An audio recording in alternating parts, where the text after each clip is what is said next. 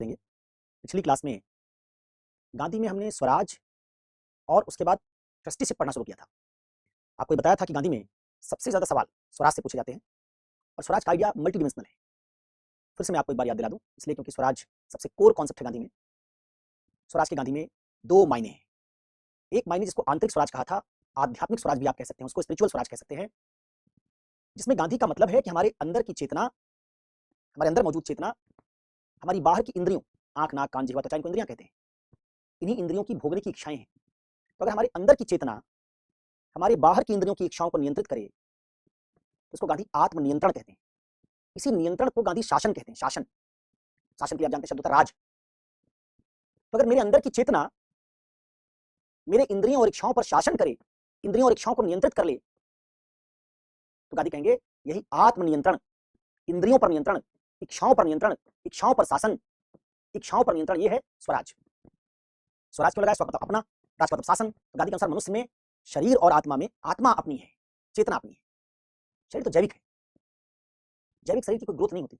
जैविक शरीर का तो जन्म के बाद लगातार क्षरण होता है, धीरे धीरे वो शरीर नश्वरता की ओर बढ़ता है। विकास अगर हो सकता है तो किसका हो सकता है? चेतना का। इसलिए मनुष्य में गांधी के अनुसार इसी चेतना को मनुष्य बेहतर बना सकता है। और चेतना को कब बेहतर बना सकता है? जब वो चेतना से लालच स्वार्थ को निकाल दे। लालच स्वार्थ किसके कारण आता है? उपभोक्तावाद के कारण, सुखवाद के कारण। इसलिए गांधी मानते हैं कि अगर व्यक्ति इसी इच्छाओं के पीछे भागने वाले उपभोक्तावादी नजरिए को नियंत्रित कर ले तो लालच स्वार्थ नियंत्रित हो जाएगा। लालच स्वार्थ नियंत्रित होगा तो व्यक्ति की चेतना की गुणवत्ता बढ़ जाएगी और इससे व्यक्ति का विकास होगा, उसकी चेतना बेहतर हो जाएगी। तो टोटलिटी में अगर हम कहें तो गांधी में स्वराज एक तरह से आध्यात्मिक विकास है। गांधी भौतिक विकास को मूल विकास नहीं मानते, क्योंकि गांधी का कहना है कि मनुष्य और पशु दोनों में शरीर कॉमन है। उनको भी भूख लगती है, हमको भी, उनमें भी सेक्स की डिजायर है, हमारे अंदर भी है, उनके अंदर भी जैविक प्रक्रियाएं हमारे अंदर भी हैं। पशु और मनुष्य शारीरिक जैविक क्रियाओं में लगभग एक जैसे, लेकिन जो उनके बीच मेजर डिफरेंस है वो गांधी कहते हैं किसका है? पशुओं के अंदर शारीरिक बल है, पशु बल है, मनुष्यों के अंदर आत्मबल है, चेतना का पावर। उसी चेतना के पावर से मनुष्य ने लोकतंत्र बनाया, उसी चेतना के पावर से मनुष्य ने नैतिकता गढ़ी। शरीर से थोड़ी गढ़ी, शरीर तो पशुओं के पास भी। पशुओं की दुनिया में ना कोई लोकतंत्र है, ना नैतिकता है, ना कोई दया है, ना करुणा है। मनुष्यों की दुनिया में सब है। इसलिए गांधी मानते हैं कि मनुष्य मूलतः पशु से अगर अलग है तो किसलिए अलग है? इसी चेतना के कारण। मनुष्य की जो चेतना है ये पशु से बहुत अलग है। मनुष्यों की चेतना में परार्थ है, सेवा भाव है, नैतिकता है, आध्यात्मिकता है। ये सब पशुओं के स्तर पर संभव है। इसलिए गांधी मानते हैं कि मनुष्य का अगर कोई विकास है तो वो विकास शारीरिक भौतिक विकास नहीं होगा, वो विकास होगा चेतना का विकास, आध्यात्मिक विकास। इसी विकास को गांधी ने कहा स्वराज। तो स्वराज गांधी में मनुष्य के जीवन का लक्ष्य है। एक स्वराजी मनुष्य ही अच्छी चेतना बना सकता है और ऐसे स्वराजी मनुष्य की अच्छी चेतना से ही उसकी जिंदगी में अच्छाई लाई जा सकती है। अन्यथा वो जीवन जिएगा मनुष्य वाला, लेकिन उसकी सारी सोच होगी पशुओं जैसी। जैसे पशु एक दूसरे पर बल से नियंत्रण करते हैं, हिंसक होते हैं। पशु में दूसरे जानवरों के प्रति कोई दया करुणा नहीं है, एक दूसरे को खाते फिरते हैं, मारते हैं। वैसे ही मनुष्य भी इसी सुपीरियर चेतना के बिना बिल्कुल वैसे ही हिंसक हो जाएगा, बिल्कुल पशु की तरह बन जाएगा। तो स्वराज ना गांधी में, जैसे मैंने पिछली क्लास में आपको पढ़ाया, स्वराज अंतरात्मा की आवाज है। स्वराज गांधी में निष्काम भाव है, जिससे मनुष्य अपने लालच और स्वार्थ को नियंत्रित करता है, आत्मनियंत्रण है। वैसे ही स्वराज गांधी में आध्यात्मिक विकास है, मनुष्य के अच्छे जीवन की गारंटी है। स्वराजी मनुष्य अच्छा जीवन जी सकता है, क्योंकि अच्छा जीवन पशु बन के नहीं हो सकता। तो गांधी के अनुसार जो लोग पैसा कमाते हैं, रुपया पैसा कमाते हैं, खूब भौतिक वस्तु जुटाते हैं, वो सिर्फ डेकोरेटेड पशु हैं। पशु के पास रुपया पैसा नहीं है, एसी वैसी नहीं है, मनुष्य के पास आ गया तो आप कुछ उससे अलग नहीं हुए, क्योंकि आप में कोई नैतिक विकास तो हुआ नहीं, आध्यात्मिक उन्नति तो हुई नहीं। तो फिर आप कहने को पशु हैं, सिर्फ देखने सुनने में पशु, देखने सुनने में मनुष्य लगेंगे, बाकी आप अपनी पूरी सोच में पशुओं की तरह ही रह जाए। तो गांधी आत्मबल और पशुबल में आत्मबल को तरजीह देते हैं। गांधी मनुष्य और पशुओं के जीवन का लक्ष्य एक तरह का नहीं मानते। उस लक्ष्य में अलगाव करने वाला जो कारण गांधी बताते हैं चेतना है। उसी चेतना की गुणवत्ता हमको निरंतर बढ़ानी है, ये गांधी का आइडिया है। इस पर हमने खूब पढ़ाई की, आपको एक और पर्सपेक्टिव बता दिया कि आज की जो नैतिकता है व्यक्तिवादी मानती, व्यक्ति को अधिकार दो, उसके उपभोग की मात्रा बढ़ाओ, उसकी इच्छाओं को पूरा करो, इससे उसके जीवन में सुख आएगा, यही अच्छा जीवन है। गांधी के अनुसार इच्छाओं को नियंत्रित करवाओ, इंसान को अच्छा बनाओ, उसके भीतर दया करुणा का विकास करो, उसके अंदर से हिंसा जैसी पाशविकता खत्म करो, उसके अंदर आत्मबल पैदा करो, उसके अंदर दया करुणा ले आओ, तब इंसान की जिंदगी अच्छी हो। तो आइए अब इस बैकग्राउंड में ये स्वराज पर तो काफी बात मैंने कर दी, अलग अलग तरीके से आपको समझाया। इसी स्वराज का आंतरिक स्वराज का एक दूसरा पर्सपेक्टिव बाह्य स्वराज बताया था। जिस बाह्य स्वराज में आपको आर्थिक स्वराज का मतलब बताया था आत्मनिर्भर गांव, राजनीतिक स्वराज का मतलब बताया था विकेंद्रीकरण, अपने ऊपर खुद का शासन, गांव का खुद पर शासन, भारत का अपने ऊपर शासन, बाहर से कोई चीज नहीं। गांधी बाहर वाली चीज को ठीक नहीं मानते। बाहर से आदमी को डराओगे ठीक नहीं, बाहर से कानून से नियंत्रित करोगे ठीक नहीं है, मनुष्य का नियम, उसके समाज का नियम बाहर का कोई समाज बनाएगा ठीक नहीं। जो कुछ अंदर से आता है गांधी के लिए ठीक है। अंदर से आपने अपने आप को नियंत्रित किया, बाहर की इच्छाओं को, अच्छा है। अंदर से आपने गांव को सेल्फ सस्टेनेबल बना दिया, आत्मनिर्भर बना दिया, अच्छा है। भारत का नियम भारत खुद बनाए अपने अंदर से, अच्छा है। बाहर से कोई चीज लाई जाएगी, थोपी जाएगी तो गांधी के लिहाज से बुरी है, चाहे वो शासन हो, चाहे इकोनॉमी का मॉडल हो और फिर चाहे आदमी की बाहर से बाजार से पैदा होने वाली इच्छाएं हो। बाहर से कुछ नहीं आना चाहिए, सब कुछ नेचुरल होना चाहिए। अब इस बैकग्राउंड में आओ हम लोग चलते हैं, देखते हैं कि गांधी ने अपनी इस नैतिकता में कैसे पूंजीवाद के खिलाफ जब तक गढ़ा, तो उन्होंने ट्रस्टीशिप का सिद्धांत बनाया और ट्रस्टीशिप के सिद्धांत से उन्होंने समझाने की कोशिश की कि निजी पूंजी, निजी संपत्ति की अवधारणा नैतिक नहीं। इसलिए जिन्होंने निजी पूंजी बना ली, उनको पूंजी समाज के लिए छोड़ देनी चाहिए। तो आज हम सीखने जा रहे हैं कि गांधी पूंजीवाद के स्वत्वमूलक व्यक्तिवाद के सिद्धांत को, जो निजी पूंजी का समर्थन करता है, जो कहता है पूंजी बनती है मेरी बौद्धिक और शारीरिक क्षमता से, शरीर मेरा, बुद्धि मेरी, तो उससे पैदा हुई पूंजी भी मेरी, इस तरह का गांधी ने खंडन कैसे किया? क्योंकि अगर इसका खंडन नहीं करेंगे तो निजी पूंजी का खंडन नहीं कर पाएंगे, और निजी पूंजी का खंडन नहीं कर पाएंगे तो पूंजीवाद खारिज नहीं होगा, पूंजीवाद खारिज नहीं होगा तो उसके साथ जुड़ा बाजारवाद, सुखवाद, वो सब बने रहेंगे।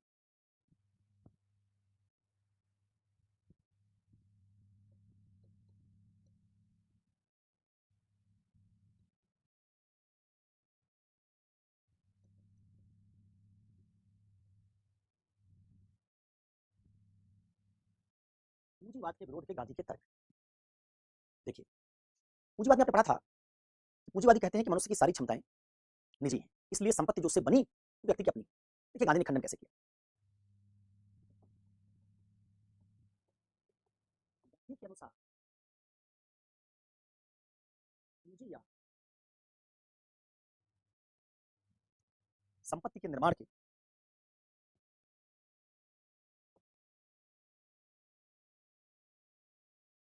निम्नलिखित घटक है। पूंजीवाद कह रहा है कि पूंजी बनती है क्षमता से, गांधी उसके इस आइडिया से सहमत नहीं, इसलिए समझाने जा रहे हैं पूंजी बनती कैसे। कहते हैं ये घटक है। क्या क्या घटक?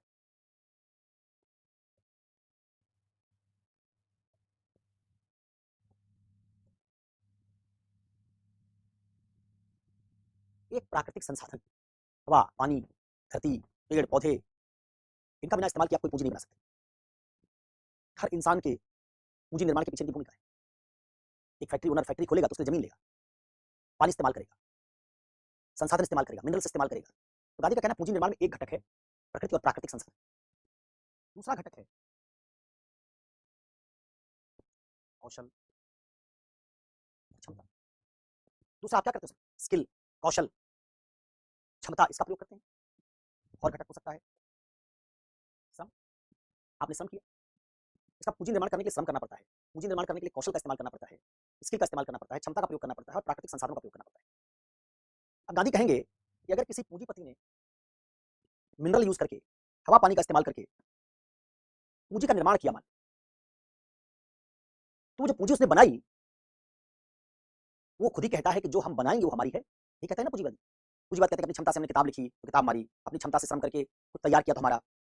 गांधी कहेंगे कि भाई तुमने अपनी क्षमता का प्रयोग करके धरती तो बनाई नहीं, तुमने अपनी क्षमता का प्रयोग करके मिनरल्स तो बनाए नहीं, तुमने अपनी क्षमता का प्रयोग करके हवा पानी तो बनाया नहीं, जमीन बनाई नहीं। तो ये जब नहीं बनाई तो किसकी है? जो तुमने नहीं बनाया किसका है? गांधी के अनुसार तो पूरे मनुष्य का है, पूरे मानव जाति का है। और मानव जाति का ही नहीं, पशुओं पक्षियों का भी है। तो गांधी का पूछना ये है, जिन मनुष्यों पशुओं पक्षियों की धरती है, उनमें केवल वर्तमान पीढ़ी के मनुष्यों की तो नहीं, आज के मनुष्यों की भी और अगली पीढ़ी की भी है। तो आपने अगर धरती के किसी संसाधन का इस्तेमाल कर लिया पूंजी बनाने में, तो उसमें स्टेक होल्डर कौन हुआ? क्योंकि धरती सारे मनुष्यों जीव जंतुओं की है। तो जो संपत्ति आपने धरती का संसाधन इस्तेमाल करके बनाया, उसमें तो सारे मनुष्यों का हिस्सा है। तो किसी एक मनुष्य का संसाधन इस्तेमाल करके बनी नहीं। तो गांधी का कहना है, गांधी एक उपनिषद है, इसका नाम है ईसावास्योपनिषद। क्या कहते हैं? कहते हैं ईसावास्यमिदं सर्वम यत् किंच जगत्याम जगत।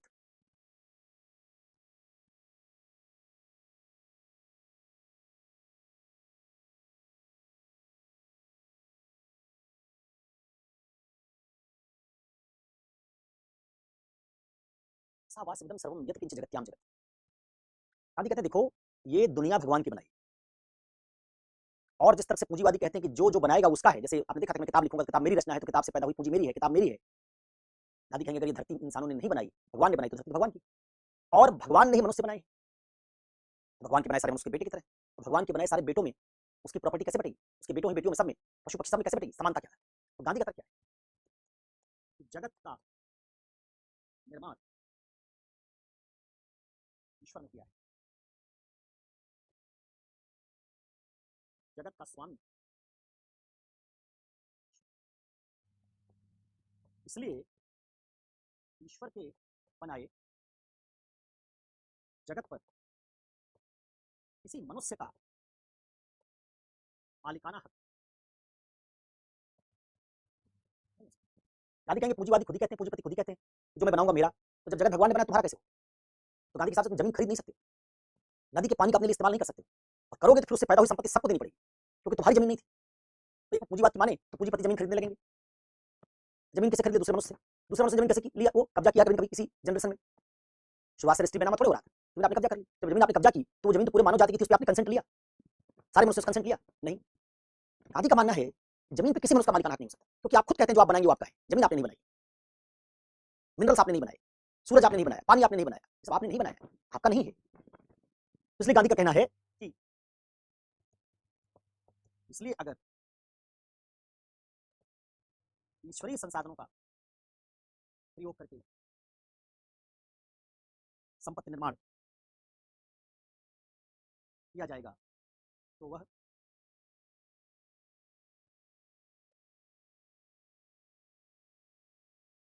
उस संपत्ति का स्वामी पूंजीपति नहीं हो सकता। अब ये दूसरी बात है कि आप कहते हैं कि पूंजीपति ने कब्जा कर लिया, तो नैतिकता किस बात की रहेगी? पूंजीवाद तो अपने आप को नैतिक बताता है।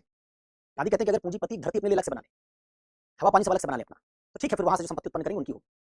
लेकिन अगर वो उस धरती संपत्ति बना रहे हैं, उस हवा पानी से, उस मिनरल संपत्ति बना रहे हैं जो कब्जा कर लिया उन्होंने इस पर, तो वो संपत्ति तुम्हारी नहीं। इसी तक को गांधी आगे एक्सटेंड करेंगे क्या? सारे मनुष्यों, जीव जंतुओं का सृष्टिकर्ता ईश्वर है। ईश्वर के बनाए सारे प्राणियों का धरती पर, भगवान की बनाई धरती है। तुम्हारे तर्क से पूंजीवाद से तो कब्जा हो जाए, कुछ लोग आज संपत्ति खरीद लें, अगली जनरेशन में फिर कुछ खरीद लें, बढ़ाते जाएं कुछ लोग संपत्ति अपनी, तो आज से 200 साल बाद पैसा आएगा, जमीन खरीदने के लिए बचेगी नहीं, सब पे किसी न किसी पे कब्जा हो जाए, नदी पहाड़ सब पे। तो गांधी कहेंगे जो 5 जनरेशन बाद आएगा जमीन खरीद नहीं पाई। आज से 4 जनरेशन पहले जो लोग आगे उनके पास हजारों एकड़ सैकड़ों एकड़ जमीन आ गई थी। तो समानता के नियम के साथ संगत नहीं, समान अवसर के साथ संगत। इसलिए गांधी का कहना है सारे मनुष्य जीव जंतुओं का सृष्टिकर्ता ईश्वर है, इसलिए ईश्वर की बनाई दुनिया पर सारे मनुष्यों का बराबर है। इसलिए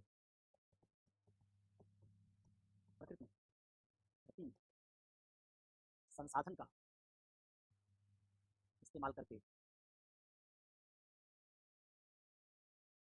अगर कोई संपत्ति बनाई जाए तो वह पूंजीपति की व्यक्तिगत संपत्ति नहीं होती।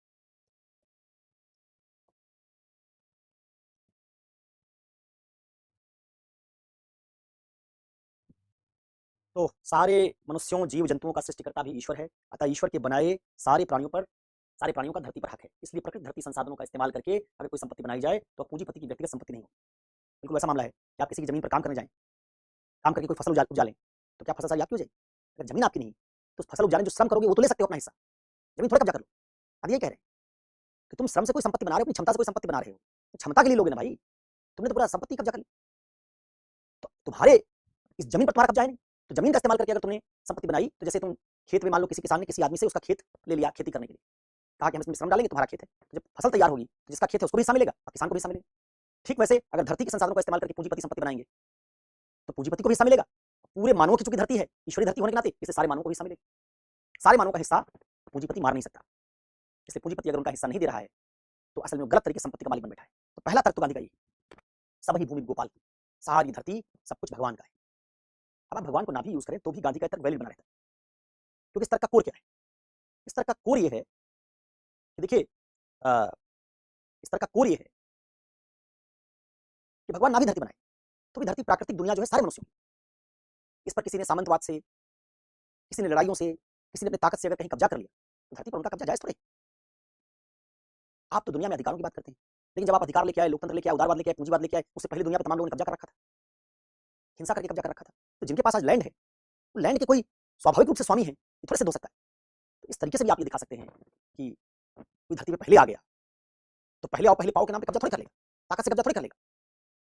तो पहली बात हुई। दूसरी बात क्या है, तो भगवान वाले तर्क से आप जाए तब भी, भगवान वाले तर्क से मतलब जाने पे क्या होगा कि जो जो बनाता है उसका होता है, धरती भगवान ने बनाई, धरती भगवान की, भगवान की बनाई धरती में तुम अगर काम करोगे, श्रम करोगे, तो उससे अपने श्रम का एक हिस्सा लोगे। जैसे कोई फैक्ट्री में काम करे मजदूर तो अपना मेहनताना लेगा, फैक्ट्री थोड़ा कब्जा कर लेगा। पूंजीपति ने क्या किया? पूंजीपति ने तो जमीन पे कब्जा कर लिया, मिनरल पे कब्जा कर लिया, खदान पे कब्जा कर लिया, ये नहीं समझ। दूसरा,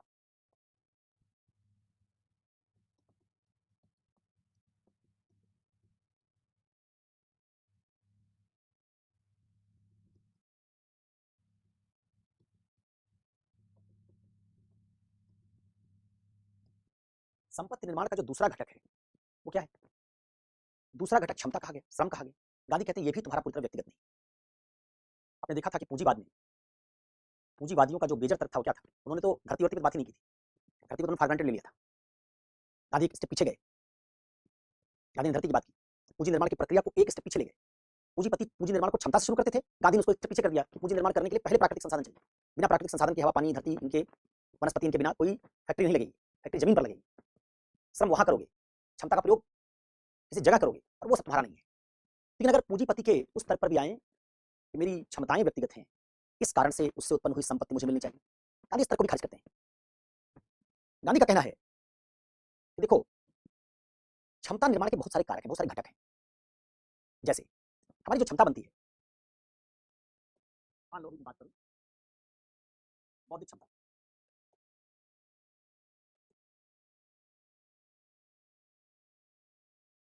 मान लो बौद्धिक क्षमता की बात करो, तो गांधी कहेंगे इस बौद्धिक क्षमता के लिए इसके लिए चाहिए संस्थागत सहयोग, इसके लिए चाहिए सामाजिक सहयोग, इसके लिए चाहिए ज्ञान, इसके लिए चाहिए प्रशिक्षण, बहुत सारी चीजें। जैसे मैं ज्ञान समझाता हूँ, मान लो मैं आज तुमको एथिक्स पढ़ा रहा हूँ, मैंने कहा था एथिक्स की किताब में लिखूं तो पूरी किताब मेरी हो, ये बात तो ठीक है, तो उस किताब से फोटोकॉपी वाला पैसा नहीं कमा सकता, वो चोरी है। कोई कोचिंग भी मेरे लेक्चर को मेरी बिना अनुमति के कहीं नहीं रख सकती, वो भी चोरी है। लेकिन अगर मैं ये कहता हूं कि उस किताब से उत्पन्न होने वाली सारी संपत्ति मेरी है क्योंकि मेरा बौद्धिक आइडिया है, तो गांधी से सहमत नहीं। गांधी कहते हैं बताओ, अगर मान लो मैं एथिक्स पढ़ा रहा हूं या एथिक्स की किताब लिख रहा हूं, तो गांधी के हिसाब से क्या तर्क होगा? गांधी के हिसाब से तर्क होगा कि जब मैं एथिक्स की कोई सही गलत की थ्योरी देता हूं, पढ़ाता हूं तुमको, तो मैं वो थ्योरी अपनी बौद्धिक क्षमता से जनरेट कर रहा हूं, या वो थ्योरी मैं इसलिए जनरेट कर पा रहा हूं, तुमको इसलिए सिखा पा रहा हूं कि मेरे पहले हजारों दार्शनिक आ चुके हैं जिन्होंने सही गलत करने के लिए अलग अलग बौद्धिक सिद्धांत दिए, और पैदा होते ही वो सारे सिद्धांत मुझे पढ़ने के लिए मिल गए, पैदा होने के बाद मुझे मिल गए। मैंने मिल का सिद्धांत खुद नहीं गढ़ा, मैंने कांट का सिद्धांत खुद नहीं गढ़ा, मैंने रॉल्स का सिद्धांत खुद नहीं गढ़ा, मैंने रॉल्स तुमको पढ़ाया, लेकिन रॉल्स आया ही ना होता तो उसको बिना पढ़े मेरी बौद्धिक क्षमता कैसे मिलती? कांट आया ही ना होता तो सही गलत समझने के लिए चार सूत्र मुझे कहां से मिलते? तो मैं तुमको चार सूत्र जब पढ़ाता हूं, उसकी एक्सप्लेनेशन से नैतिक अनैतिक की पहचान करवाना सिखाता हूं, ठीक है मैं अपनी बौद्धिक क्षमता का प्रयोग कर रहा हूं तुमको पढ़ाने में, लेकिन कांट का सिद्धांत मेरी बौद्धिक क्षमता से थोड़ी बना है, वो तो कांट का सिद्धांत है। रॉल्स का सिद्धांत मेरी बौद्धिक क्षमता से थोड़ी बना है, प्लेटो का सिद्धांत मेरी बौद्धिक क्षमता से थोड़ी बना है, जेसमिन का सिद्धांत मेरी बौद्धिक क्षमता से नहीं बना है, सुखवाद उपयोगितावाद मेरी बौद्धिक क्षमता से नहीं बना है। तो जो मेरी क्षमता है उसमें ज्ञान का एक बड़ा तत्व है, और ज्ञान कहां से आ रहा है? हजारों साल में बहुत सारे दार्शनिकों, वैज्ञानिकों ने हमारे ज्ञान को कंट्रीब्यूट किया है, उससे ज्ञान का एक ढांचा बना हुआ है जो पैदा होने के साथ ही मुझे मिल जाता है। मुझे न्यूटन, मुझे आइंस्टीन, मुझे लेमार्क, मुझे लाप्लास, ये सब मुझे मिल जाते हैं, इसलिए इनको पढ़कर मैं बहुत जल्दी क्षमता बना पाता हूं। और ये ज्ञान क्या है? ये ज्ञान पूरे मानव जाति की धरोहर है। न्यूटन, जेएस मिल, कांत, इनके ज्ञान का प्रयोग करके मैं कोई पैसा बनाऊं तो पैसा मेरा थोड़ा होगा।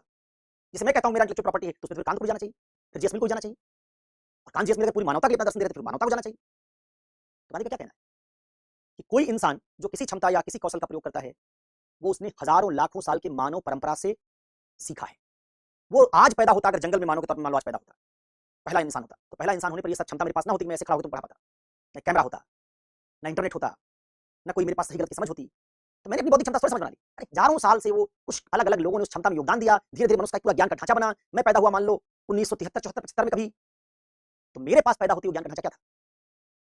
आ गया, क्योंकि मेरे पास उस मेरे पैदा होने से पहले उस अपना ज्ञान दे चुके थे। अब मैं उसका इस्तेमाल कर रहा हूं, तो ज्ञान कंप्लीटली मेरा नहीं। उस ज्ञान को पढ़ा के अगर मैं पैसा कमा रहा हूं तो पैसा भी कंप्लीटली मेरा नहीं, क्योंकि ज्ञान मेरा नहीं जिसका मैं इस्तेमाल कर रहा हूं। तो गांधी का कहना है कि ज्ञान कैसा है? ये ज्ञान जो है ना, ये मानव सभ्यता की धरोहर है।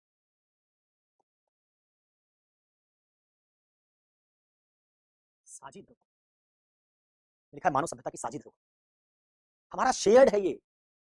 इससे मैं अगर कोई काम करता हूं और उससे मैं संपत्ति बनाता हूं, तो संपत्ति अकेले मेरी नहीं होगी, क्योंकि ज्ञान मेरा नहीं। पहला आदमी अगर दुनिया में आ जाया होता तो मैं शर्ट और ये जो कोट पहने हूं, ये मेरे पास का ज्ञान कतई नहीं था। ये बटन बनाने में, एक शर्ट बनाने में इंसान को लाखों साल लग गए, चश्मा बनाने में इंसान को लाखों साल लग गए। लाखों साल बाद जब आप आते हैं तो इन सारे मानवों का ज्ञान आपको मिल जाता है, तो उससे आपकी बौद्धिक क्षमता जल्दी बढ़ जाती है। इसलिए आपको गलतफहमी हो जाती है कि सारी बौद्धिक क्षमता हमारी है। कहते नहीं, सारी बौद्धिक क्षमता तुम्हारी नहीं। इसलिए गांधी का कहना है कि जब तुम इस बौद्धिक क्षमता में ज्ञान के तत्व का इस्तेमाल करके संपत्ति बनाते हो, और ज्ञान कंप्लीटली तुम्हारा नहीं है, तो संपत्ति भी तुम्हारी नहीं है। दूसरा, संस्थागत सहयोग, सामाजिक सहयोग। स्कूल, अगर स्कूल नहीं हो, सरकार नहीं हो, कल्याणकारी राज्य नहीं हो, गांधी राज्य को नहीं मानते थे, लेकिन वो कह रहे हैं क्षमता तुम बना रहे हो वो समाज, राज्य, संस्थाओं की मदद से बना रहे हो। एक बच्चा गांव में है, छत्तीसगढ़, झारखंड के किसी रिमोट डिस्ट्रिक्ट में, स्कूल नहीं जा पाया, उसकी क्षमता नहीं बनी। तुम दिल्ली में पैदा हुए, तुम स्कूल गए, तुम्हारी क्षमता बन गई। तो तुम्हारी क्षमता इसलिए नहीं बन गई कि तुम उसके लिए जिम्मेवार, तुम्हारी क्षमता इसलिए बन गई कि तुम लकी हो कि तुम दिल्ली में पैदा हो। दूसरा बच्चा झारखंड में पैदा हो, झारखंड वाले बच्चे ने तय नहीं किया कि झुमरी तलिया में तक पैदा होगा, अपने जन्म को नहीं तय करते। तो किसी को संस्थागत सहयोग मिलता है, किसी को नहीं मिलता है। तो अगर मुझे संस्थागत सहयोग मिला, उससे क्षमता बनी, तो मेरे क्षमता का एक बड़ा हिस्सा किसका है? संस्था का है। वैसी संस्था अगर पूरे देश में खड़ी हो जाए तो सबकी क्षमता बनने लगेगी। इसलिए गांधी मानते हैं कि जो संस्था है, जो समाज है, इसका सहयोग सबको समान रूप से नहीं मिलता। इसलिए जिन लोगों को मिला है, उनमें क्षमता जब बन पाती है तो क्षमता कंप्लीटली उनकी नहीं, उस क्षमता में समाज और संस्था का योगदान है। तो इस लिहाज से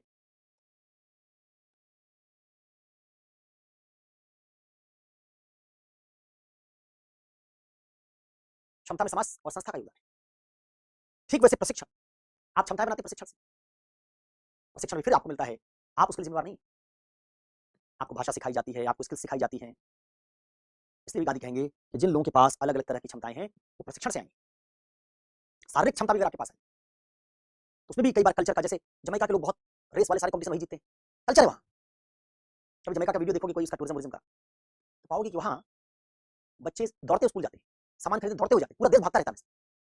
इसके कारण उस देश में उस कल्चर के कारण का प्रशिक्षण ज्यादा हो। भारत जैसे देश में आ जाओ, मान लो स्त्रियां बहुत बहुत सारे कामों से बाहर पाओगे, इसलिए स्त्रियों में क्षमताएं तमाम बनी ही नहीं। दलितों को हमने, अनुसूचित जातियों को हमने बहुत सारे क्षेत्रों में जाने नहीं दिया, उन्हें प्रशिक्षण मिला ही नहीं उनको। तो आपकी कौन सी क्षमता है, कौन सी नहीं, ये इस बात से तय होता है कि आपके समाज में न्याय कितना है, कल्चर किस किस्म का है, कितने लोगों को समाज में मौका मिलता है। इस आधार पर गांधी का मानना है कि जो क्षमता किसी की होती है, उसकी पूरी अपनी क्षमता नहीं है, शारीरिक न बौद्धिक। उस क्षमता को बनाने में समाज का, उस क्षमता को बनाने में संस्कृति का, उस क्षमता को बनाने में अवसर की समानता का, उस क्षमता को बनाने में संस्थाओं का, इन सबका योगदान है। इसलिए क्षमता जो तुम्हारी पूरी नहीं है, तो वो समाज जिसने क्षमता बनाने में योगदान दिया, उसका एक हिस्सा लौटाना पड़ेगा तुमको। अगर तुम्हारी क्षमता से कोई संपत्ति बनी है और क्षमता में समाज का हिस्सेदारी है, तो संपत्ति में भी समाज की हिस्सेदारी। इस लिहाज से गांधी मानते हैं कि पूंजीपति जो संपत्ति बनाते हैं, उसका एक बड़ा भाग कहां चला जाएगा? प्राकृतिक संसाधनों का इस्तेमाल करने के कारण पूरी मानव जाति के लिए। ठीक है, क्षमता यूज करके जो आपने संपत्ति बनाई, तो क्षमता भी आपकी व्यक्तिगत नहीं पूरी तरह से, इसलिए उसका हिस्सा भी, बड़ा हिस्सा समाज और मानवता को चला जाएगा। इस आधार पर गांधी का कहना है कि पूंजीवाद का तर्क गलत है कि जो अपनी क्षमता का प्रयोग करके जो संपत्ति बना ले उसकी। ये तर्क तब सही होता शायद जब दो बातें होती, एक, पूंजीपतियों ने दुनिया भी बनाई होती, नंबर एक, और नंबर दो, दुनिया में सभी व्यक्तियों को स्कूल, प्रशिक्षण, खान पान, पोषण, संस्थागत सहयोग समान रूप से मिला होता। तब हम कहते हैं कि एक आदमी अपनी क्षमता संपत्ति बना रहा था उसकी, क्योंकि सबको प्रशिक्षण बराबर है। दिल्ली के किसी स्कूल में पढ़ने वाला बच्चा, मध्य प्रदेश के किसी ट्राइबल इलाके में पढ़ने वाला, महाराष्ट्र के ट्राइबल इलाके में पढ़ने वाला बच्चा, इनका प्रशिक्षण समान नहीं, इनका संस्थागत सपोर्ट समान नहीं। इसलिए इनमें अगर क्षमताओं का अंतर है, तो उस व्यक्ति के, उसमें व्यक्ति दोषी नहीं, उसमें हमारा समाज, हमारी संस्कृति, उसमें शोषणकारी तंत्र, वो सब दोषी है। तो इस लिहाज से गांधी का मानना है, इसलिए जो संपत्ति है,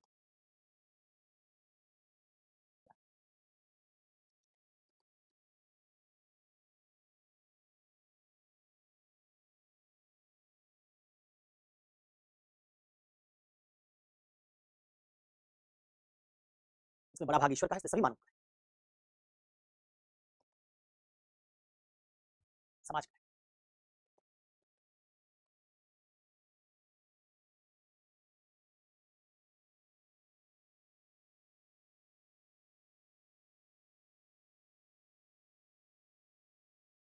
इसलिए पूंजीपति संपत्ति के स्वामी नहीं बल्कि ट्रस्टी। आपने संपत्ति बना ली, थी भगवान की, थी मानवता की, थी मानवों की, थी समाज की, कब्जा कर लिया आपने,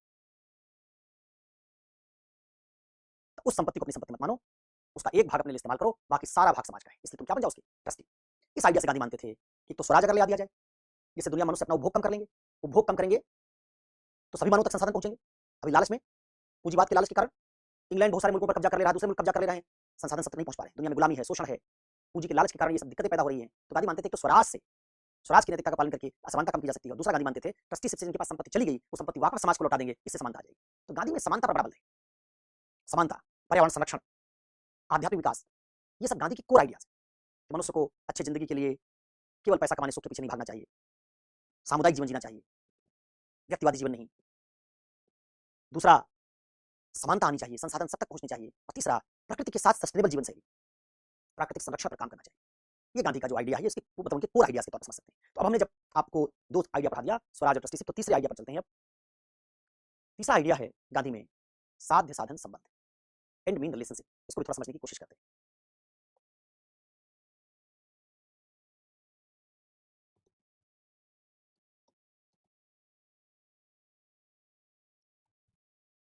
एंड मीन रिलेशनशिप, साध्य साधन संबंध।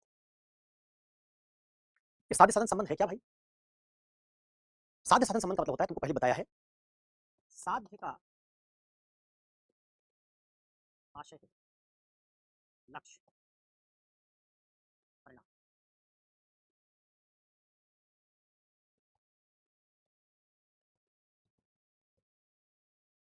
साधन का आशय है तरीका, जिससे उस परिणाम तक आप पहुंचते हैं।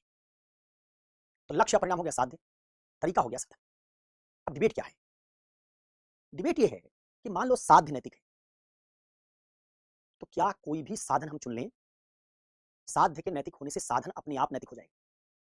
लक्ष्य या परिणाम अगर हमारा नैतिक है, जिसको हमने साध्य कहा है, इसको हासिल करने के लिए कोई भी साधन चुन लें, तो क्या साधन अपने आप नैतिक हो जाएगा? कुछ लोग कहते हैं हाँ, और कुछ कहते हैं नहीं। इससे साध्य साधन के बीच कितने संबंध बने? दो प्रकार के। एक जो कहते हैं साध्य नैतिक है तो साधन अपने आप नैतिक हो जाता है, इसको बोलते हैं साध्य साधन को उचित ठहराता है। और दूसरा वर्ग है जो कहता है कि साध्य नैतिक हुआ तो उसको पूरा करने मात्र से साधन नैतिक नहीं हो गया, साधन की नैतिकता को अलग से टेस्ट करना पड़ेगा। उसी मानक से जिससे आपने साध्य की नैतिकता टेस्ट की, उसी मानक से साधन की नैतिकता टेस्ट कीजिए। केवल साध्य नैतिक है, इससे कोई भी साधन चुन लोगे वो नैतिक नहीं हो जाएगा। तो एक वर्ग है जो क्या कह रहा है, साध्य साधन को नैतिक बना देता है, साधन की नैतिकता साध्य पर ही निर्भर है, अलग से उसको टेस्ट करने की जरूरत नहीं है। दूसरा वर्ग है जो कहता है साध्य की नैतिकता साध्य की नैतिकता है, साधन उससे अलग चीज है, साधन को अलग से नैतिक होना पड़ेगा। केवल साधन साध्य अच्छा है, इससे साधन अपने आप अच्छा नहीं हो जाएगा। अब ये बात जैसे उदाहरण समझाऊं, मान लो किसी जगह एक गुंडा एक माफिया है। वो गुंडा माफिया एक जिले में डॉक्टर्स को धमकाता है, प्राइवेट स्कूल वालों को धमकाता है। प्राइवेट स्कूल वाले डॉक्टर बड़े मनमानी कर रहे थे उस जिले में, जनता से मनमानी फीस वसूल रहे थे, डॉक्टर ठीक से इलाज नहीं कर रहा था जनता का, प्राइवेट स्कूल भी मनमानी फीस वसूल रहे थे। एक माफिया उस जिले में पैदा हुआ, गुंडा। उस गुंडे ने डॉक्टर्स की फीस धमकाया, डॉक्टर्स को कहा कोई डॉक्टर 50 रुपए ज्यादा फीस देगा गोली मार दूंगा, और वो गुंडा बहुत बड़ा हत्यारा, उसने 20 लोगों को मार दिया है। अब डॉक्टर्स के डर के कारण 50 रुपया फीस ले रहे हैं। स्कूल वालों ने धमकाया, कहा 2-2 हजार रुपया महीने फीस ले रहे हो, 200 रुपया ज्यादा नहीं ले सकोगे। स्कूल वाले डर गए, 200 रुपया फीस ले रहे हैं, जनता खुश, गरीब लोगों पर भार कम हो गया, परिणाम तो अच्छा आया। स्कूल जो लूट रहे थे बंद हो गया, हॉस्पिटल में डॉक्टर जो लूट रहे थे बंद हो गया। तो क्या इसलिए उस गुंडे के धमकाने के कृत्य को नैतिक मान ले? कुछ लोग कहेंगे हाँ, कहते ना सचे साठ्यम समाचरित येन केन प्रकारेण साम दाम दंड भेद, किसी तरीके से अगर उस गुंडे ने अच्छा परिणाम लाके दे दिया, डॉक्टर्स की लूट बंद करवा दी, स्कूलों की मनमानी रोक दी, तो कहेंगे अच्छा है, ये साधन भी अच्छा है, साम दंड भेद किसी का प्रयोग करके उसने काम कर दिया, अच्छा है। जैसे तुम सुनते हो रॉबिन हुड, अमीरों को लूटो गरीबों को बांट दो, अमीरों के घर में चोरी करो, ऐसे पुराना सिनेमा होता था, इसमें कुछ डाकू होते थे जो अमीरों को लूटते थे, साहूकारों को जिन्होंने सूदखोरी कर रखे उनको लूटते थे, गरीबों को बांट देते थे। एक वर्ग से अगर आप पूछेंगे कि लूटखोरी ठीक है, ये डरा धमका के फीस कम कराना ठीक है, एक वर्ग कहेगा हाँ ठीक है। पूछेंगे क्यों? कहेगा साध्य अच्छा आ रहा है, परिणाम अच्छा आ रहा है, परिणाम नैतिक है, तो उस नैतिक परिणाम को पाने के लिए जो कुछ हो रहा है सब नैतिक है। आजकल इसी से सरकार कई बार कहती है कि अगर हम गुंडों का एनकाउंटर कर देते हैं, हमारी पुलिस एनकाउंटर कर देगी, मार देगी, बुलडोजर चला देंगे, नैतिक है, क्योंकि अपराधी डर तो रहे हैं। तो एक आइडिया वो जो कहता है साध्य साधन को उचित ठहराता है, परिणाम अच्छा आ गया तो चाहे जो साधन आपने इस्तेमाल किया, चाहे गुंडों को मार दीजिए, चाहे बुलडोजर चला दीजिए उनके घर पर, सब नैतिक हो जाता है। एथिक्स में इस तरह की आइडिया का सपोर्ट आपको कार्ल मार्क्स में मिलता है। मार्क्स मानता था चाहे हिंसा से, चाहे क्रांति से, किसी भी तरीके से दुनिया से शोषण खत्म कर दिया जाए, तो तरीका जो ही शोषण को खत्म करवाएगा वो नैतिक होगा। तो क्या कहते हैं, इसको कहते हैं एक विकल्प। कितने विचार बने? दो विचार, हाँ, दो विचार। एक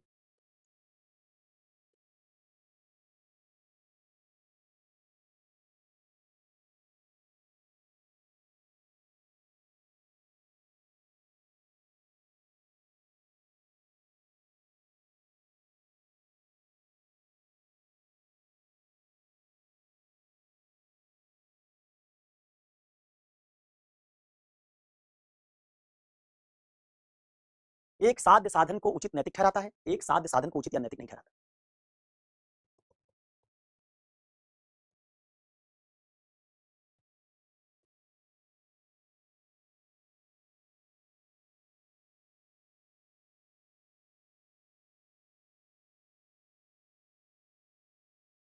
इस वाले वर्ग में समझने के लिए मैं लिख रहा हूं, चंद्रशेखर आजाद, कार्ल मार्क्स, सुभाष चंद्र बोस, ये लोग इसी तरह के लोग थे जो मानते थे अंग्रेजों को भगाने के लिए चाहे जापान की मदद ले लें, चाहे जर्मनी की मदद ले लें, चाहे अंग्रेजों को गोली मार दें, अंग्रेज किसी तरीके से हमारे देश से भाग जाए, हमारी गुलामी खत्म हो जाए, नैतिक होगा। बंदूक से, बम से, किसी से भगा दें, दुश्मन के दुश्मन से दोस्ती करके किसी तरीके से भगा दें, नैतिक हो जाए। तो एक जो आइडिया है, इसका स्वतंत्रता संग्राम में प्रयोग देखते हैं, कौन कर रहा है? क्रांतिकारी सूर्यसेन, चंद्रशेखर आजाद, जब तक भगत सिंह, सुभाष चंद्र बोस। साध्य हमारा क्या होना चाहिए? पवित्र हो, फिर साधन कुछ भी चुनो, वो अपने आप नैतिक हो जाए। ये वर्ग मानता था हिंसा अगर अच्छे काम के लिए की जा रही है, नैतिक है। दूसरा है जिसमें प्रमुख रूप से कौन है? गांधी। गांधी मानते नहीं साध्य साधन को उचित नहीं ठहराता है, अच्छा लक्ष्य है आपका, उस लक्ष्य को प्राप्त करने के लिए गुंडागर्दी करोगे, दादागिरी करोगे, मारपीट करोगे, नैतिक नहीं हो जाएगी। मारपीट अनैतिक ही रहेगी, चाहे अच्छे लक्ष्य के लिए की जाए, चाहे बुरे लक्ष्य के लिए की जाए। तो गांधी मानते हैं साध्य साधन को उचित या नैतिक नहीं ठहराता है। हमको समझना होगा कि गांधी, दो बात समझनी, गांधी ने इस मार्क्स वाले, सुभाष चंद्र बोस वाले, चंद्रशेखर आजाद वाले, भगत सिंह वाले आइडिया का खंडन कैसे किया। जैसे पिछले वाले टॉपिक में आपने सीखा था गांधी ने पूंजीवाद का खंडन कैसे किया, वैसे इसमें आप सीखेंगे गांधी कार्ल मार्क्स, सुभाष चंद्र बोस वाले आइडिया का खंडन कैसे करते हैं, इसके खिलाफ उनके तर्क क्या है। और फिर हम सीखेंगे फिर गांधी के हिसाब से उचित साधन क्या है। अगर मारपीट नहीं कर सकते, डरा धमका नहीं सकते, तो फिर कैसे हासिल करें साध्य को, अच्छे साध्य को, नैतिक साध्य को कैसे हासिल करें। अगर हमारी दुनिया अनैतिक बन चुकी है, लोगों में नैतिकता आ गई है, अब मारने पीटने दोगे नहीं, हिंसा करने दोगे नहीं, तो कैसे हासिल करें अच्छे लक्ष्य को। ये बात गांधी में हमको सीखने की जरूरत पड़ेगी। तो इसका मतलब ये बात दो भागों बढ़ जाएगी। गांधी का साध्य साधन को उचित ठहराता है, के विरोध का तर्क। दूसरा, साध्य साधन को उचित ठहराता है, इस संदर्भ में उचित साधन पहचान। गांधी ने साध्य साधन को उचित ठहराता है, इसके विरोध का क्या तर्क दिया उन्होंने। मार्क्स को, चंद्रशेखर आजाद को, भगत सिंह को, या जो भी आप जो नाम जोड़ लें, इस तरह के लोगों को क्यों ठीक नहीं माना। क्या तर्क है गांधी का, तर्क देना पड़ेगा, नहीं हमको अच्छा नहीं लगता, कोई बात नहीं। अब फिर जब गांधी को ये दिखा दें गांधी के ठीक नहीं है, तो गांधी को बताना पड़ेगा कि भाई तुम हिंसा करने नहीं दोगे। तो सवाल उठेगा कि फिर दुनिया से अनैतिकता को हटाया कैसे जाए, क्या तरीका चुने जिससे हम दुनिया से अनैतिकता को हटा पाएंगे। वो बात गांधी को समझानी या बतानी पड़ेगी, तो कैसे होगा। यहां पर हम देखेंगे इस वाले भाग में गांधी का सिद्धांत देंगे सत्या। गांधी कहेंगे सत्याग्रह ही एकमात्र उचित साधन है। इसी जगह पर गांधी और अंबेडकर का विवाद भी सामने आएगा। तो पहले भाग में हमको सीखना है कि गांधी ने साध्य साधन को उचित ठहराता, इसका विरोध कैसे किया। दूसरे भाग में सीखना है कि गांधी के लिए जब साध्य साधन को उचित नहीं ठहराता, साधन अलग से चाहिए नैतिक, तो फिर गांधी के लिए नैतिक साधन क्या है। और भी कहा कि गांधी के लिए नैतिक साधन है सत्याग्रह। तो सीखना पड़ेगा फिर सत्याग्रह है क्या, ये सत्याग्रह काम कैसे करता है। इस तरह की बात हमको सीख के इसका जवाब देखना पड़ेगा। तो पहले हम चलते हैं पहले वाले भाग में।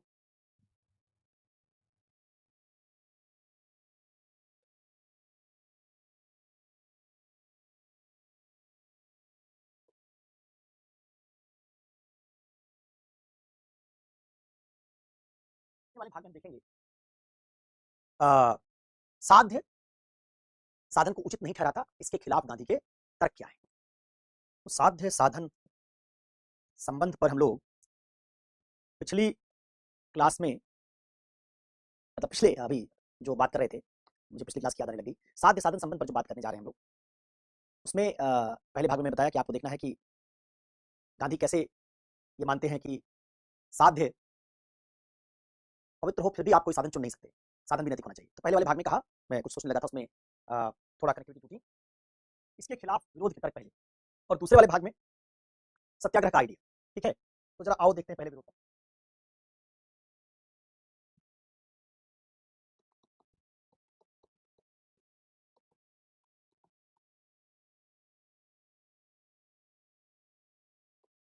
साध्य साधन को उचित नहीं ठहराता, तो कहते हैं and does not justify means, and does not justify means.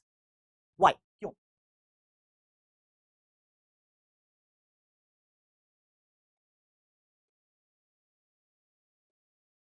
तो एक तरीके से हम इसके समर्थन में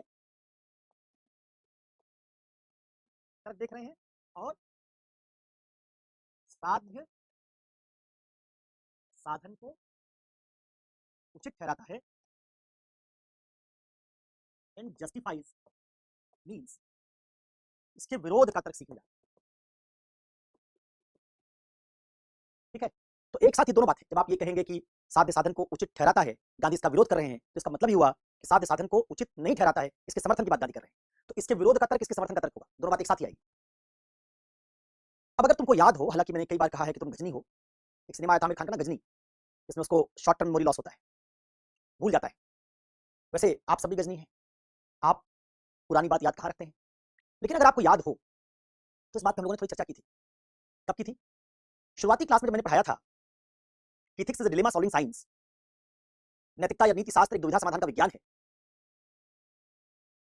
तो उस समय बहुत सारी दुविधाएं बताई थी, जहाज वाली दुविधा बताई थी कि आप एक जहाज के कैप्टन हैं और उस जहाज में छेद हो जाता है, जहाज शीशोर की ओर जा रहा है, तट की ओर जा रहा है।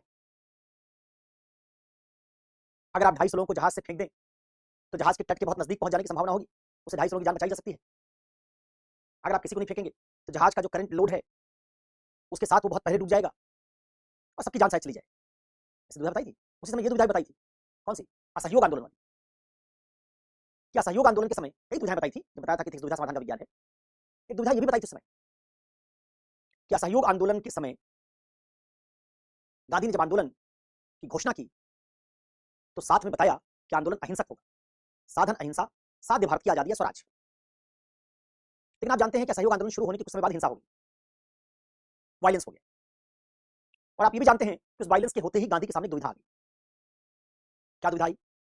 अगर आंदोलन को चलता रहने दे तो there is a possibility that English Raj could break down.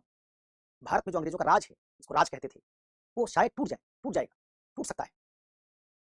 क्योंकि एक थाने में 23 पुलिस वालों को भारतीयों ने जला दिया, 23 या 27, एग्जैक्ट नंबर मुझे याद नहीं, तुम देखना।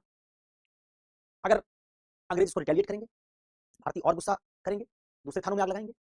और अगर पूरे जनता में इतना आक्रोश बन गया, अंग्रेजों के थाने फूंकने शुरू कर दिए, जनता उतर आई सड़क पर लड़ने के लिए, तो फिर आप चाहे आर्मी हो, मिलिट्री हो, पुलिस हो, कोई मुकाबला नहीं कर पाएगा। आपने बांग्लादेश में देखा भी, शेख हसीना के पास सारी ताकत थी, 100 स्टूडेंट्स को कहते हैं कि गोलीबारी मार भी दिया गया, सारी चीजों पर कंट्रोल था, विपक्षी दल वहां था ही नहीं। आर्मी अपनी, पुलिस अपनी, आप 10-12 साल सत्ता में, सारे इंस्टीट्यूशन पर आपका कब्जा है, सारे जगहों पर आपके पॉलिटिशियन, आपके लोग भरे हुए हैं। जब जनता सड़क पर उतरी तो मिलिट्री ने आनंद फानंद में शेख हसीना को भगा दिया। मिलिट्री संभाल नहीं पाई जनता को, पुलिस थानों भाग गई। और भी जगहों पर ऐसा हुआ है। तुर्की में एर्डोगान के खिलाफ सेना ने विद्रोह किया, क्यों किया? जनता सड़क पर आई। अब अच्छे के लिए उतरी, बुरे के लिए उतरी, अभी मैं इस पर डिबेट नहीं कर रहा हूं। शेख हसीना को भगाया, अच्छा किया, बुरा किया। एर्दोगान के खिलाफ सेना उतरी थी तो सेना के खिलाफ जनता उतर गई, अच्छा किया, बुरा किया, अभी मैं इस पर नहीं जा रहा हूं। सिर्फ ये कह रहा हूं कि आज के आधुनिक राज्यों में जहां सेना के पास इतनी ताकत है, इतने इतने तरह के हथियार हैं, जब सेना वहां उतरी सड़क पर और एर्दोगान के समर्थकों ने सड़क पर सेना से मोर्चा ले लिया, तो टैंक वैंक के बावजूद, तुर्की में अंकारा की सड़कों पर उनको निकालने के बावजूद सेना के सैकड़ों अधिकारियों को जनता ने पकड़ लिया और coup फेल कर गया। तो अगर जनता निकल आती इतने बड़े देश में, जहां लाखों की सेना है तुर्की के पास, लाखों की सेना बांग्लादेश के पास है, वो स्टूडेंट्स को नहीं संभाल पाई, तो भारत में तो 60, 70, 80 हजार अंग्रेज रहते थे। अपने पीक पर भी 1 लाख से ज्यादा अंग्रेज भारत में कभी नहीं रहे। जनता सड़क पर आती तो पुलिस वाले ज्यादा भारतीय थे, संभावना हो सकता है देखते कि भारतीयों का पल्ला भारी बन रहा हो रहा है, छोड़ देते अंग्रेजी राज को। 60-70 अंग्रेज कितने दिन टिकते? भारत को आजादी मिल जाती। पूरे देश का मूड भी यही था, आंदोलन चलने दो। तो अगर गांधी के दिमाग में साध्य का महत्व रहा होता कि देश की आजादी के लिए, अंग्रेजों को देश से भगाने के लिए हमको आंदोलन करना है, तो वो लक्ष्य तो पूरा होता दिख रहा था, उसकी संभावना दिख रही थी। तो अगर गांधी साध्य के लिहाज से देखते तो ठीक है, चौरी चौरा के थाने में आग लग गई, पुलिस वाले जला के मार दिए गए, इसमें अनैतिक साधन का प्रयोग हुआ, लेकिन साध्य प्राप्त करने की संभावना तो बढ़ गई। और अगर साध्य प्राप्त करने की संभावना बढ़ गई फिर आंदोलन चलने दो। आप जानते हैं कि गांधी ने केवल साध्य प्राप्त हो जाएगा इससे, इस कारण से चौरी चौरा में हुई हिंसा को नैतिक नहीं माना। तो क्या कहा? चौरी चौरा में हुई हिंसा अनैतिक है, इसलिए भले इससे साध्य प्राप्त होता हो, फिर भी मैं आंदोलन को क्या कर रहा हूं, वापस ले रहा हूं। और आपको पढ़ाया था कि गांधी ने तो आंदोलन वापस ले लिया क्योंकि हिंसा हो गई, और हिंसा के आधार पर आंदोलन की शुरुआत नहीं की गई थी। शुरू में बता दिया गया था कि आंदोलन अहिंसक रहेगा, नियम टूट गया, साधन गलत चुन लिया गया, तो गांधी ने केवल साध्य के आधार पर साधन का समर्थन नहीं किया। कहा था इसी का एक दूसरा काउंटर एग्जाम्पल है जिन्ना का। जिन्ना ने मुसलमानों को भड़काया, कहा था गांधी के लिए जैसे भारत की आजादी इंपॉर्टेंट थी, जिन्ना के लिए पाकिस्तानी राज्य का निर्माण जरूरी था, उनको हिंदुओं से आजादी चाहिए थी। उन्होंने क्या किया? मुसलमानों को भड़काया, कम्युनल स्पीच दी। कानपुर की उनकी स्पीच सुनी, कितनी कम्युनल, सांप्रदायिक भाषण दिया, सीधी कार्रवाई की बात की, दंगे भड़कवाए और कांग्रेस को बेबस कर दिया, अंग्रेजों को बेबस कर दिया और पाकिस्तानी राज्य ले लिया। गांधी ने असहयोग आंदोलन में साधन पवित्र नहीं था तो आजादी को भी छोड़ दिया, आंदोलन वापस ले लिया। और जिन्ना के लिए पाकिस्तानी राज्य का निर्माण पवित्र है, साध्य पवित्र है, तो चाहे दंगा हो, चाहे लोग मरें, चाहे दूसरे को मार काट दें। विभाजन में भारत में 10 लाख लोग भारत पाकिस्तान के मारे गए, जिन्ना को इससे फर्क नहीं पड़ता, पाकिस्तान मिल गया, ये ठीक। पाकिस्तान में आज भी जिन्ना की आलोचना नहीं की जाती। भारत में तो गांधी के बहुत सारे आलोचक हैं, गांधी को राष्ट्रपिता कहते हैं, उसके बावजूद बहुत सारे आलोचक हैं गांधी के। पाकिस्तान में जिन्ना को कायदे आजम कहते हैं, और उस कायदे आजम ने जिसने पाकिस्तान बनवाने में विभाजन किया देश का, और विभाजन करने पर लाखों मुसलमान और लाखों हिंदू मारे गए, लोगों का घर बार छूट गया, व्यापार व्यवसाय चौपट हो गया, बच्चे मारे गए, इसके बावजूद पाकिस्तान में जिन्ना पर कोई सवाल नहीं उठाता। पाकिस्तानी उन कायदे आजम को अपने राष्ट्र का निर्माता मानते हैं और मानते हैं जिन्ना ने हमारे लक्ष्य को प्राप्त करवा दिया, फिर चाहे साधन जो भी इस्तेमाल किया हो, कोई परवाह नहीं। तो ये दो आपको जब पढ़ाया था कि दुविधा समाधान का विज्ञान है, तो कहा था देखो दुविधा समाधान के दो तरीके हैं, एक जिन्ना वाला, साध्य की तरफ जाओ, साधन की परवाह मत करो, और दूसरा गांधी वाला, साध्य अच्छा है तब भी साधन की परवाह करो। और वहीं आपको पढ़ाया था कि इन दोनों मॉडल में क्या अच्छाई और बुराई है? इन दोनों मॉडल में जो अच्छाई और बुराई होगी, जिन्ना के मॉडल में जो बुराई होगी, वही गांधी का तर्क होगा, साध्य साधन को उचित ठहराता है इसके खिलाफ। और गांधी के मॉडल में जो अच्छाई निकलेगी, वही गांधी का तर्क होगा, साध्य साधन को उचित ठहराता है, साध्य साधन को उचित नहीं ठहराता इसके समर्थन का। यही मार्क्स के ऊपर भी लागू होगा। दुनिया में जहां जहां मार्क्सवाद का दर्शन आया, उसने यही कहा, क्रांति करो, तानाशाही ले आओ। मार्क्सवाद कहता है कि क्रांति के बाद राज्य हमारे हाथ में आएगा या मजदूरों के हाथ में आएगा, तो तानाशाही ले आई जाएगी। तानाशाही भी अच्छी है, क्योंकि तानाशाही से हम पूंजीवाद को तोड़ेंगे। तो मार्क्स भी साधन की चिंता नहीं करता, तानाशाही ले आनी पड़े तानाशाही ले आओ, क्रांति करनी पड़े क्रांति करो, साधन की चिंता मत करो, साधे देखो।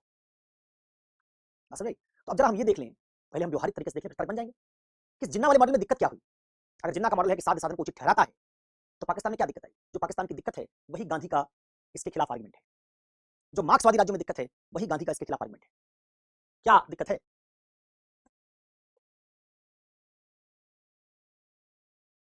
पहला तर्क, इसी दिक्कत से पहला तर्क, गांधी का कहना है कि अगर अनुचित साध्य से साधन प्राप्त, अनुचित साधन से साध्य प्राप्त करोगे, गलत तरीके से साध्य प्राप्त करोगे, तो साध्य टिकाऊ नहीं होगा। आजादी मिल जाएगी, आजादी टिकाऊ नहीं होगी। आप लोकतंत्र बना लेंगे, लोकतंत्र टिकाऊ नहीं होगा। तो गांधी का पहला आर्गुमेंट जो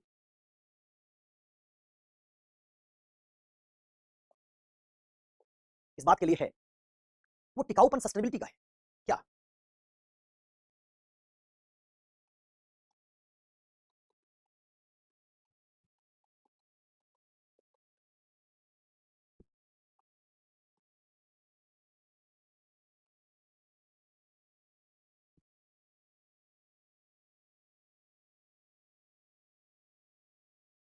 संपोषणीयता का तर्क, टिकाऊ नहीं होगा।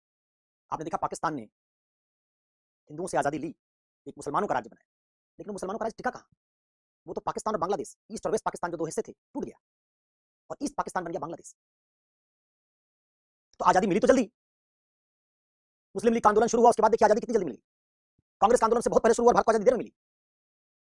तो गांधी का पहला तर्क ये, जो हम जिन्ना वाले आइडिया समझ सकते हैं, पाकिस्तान बना लेकिन पाकिस्तान टिका नहीं, और आज भी पाकिस्तान टिका नहीं, आगे भी चलेगा कि नहीं चलेगा इसकी गारंटी नहीं।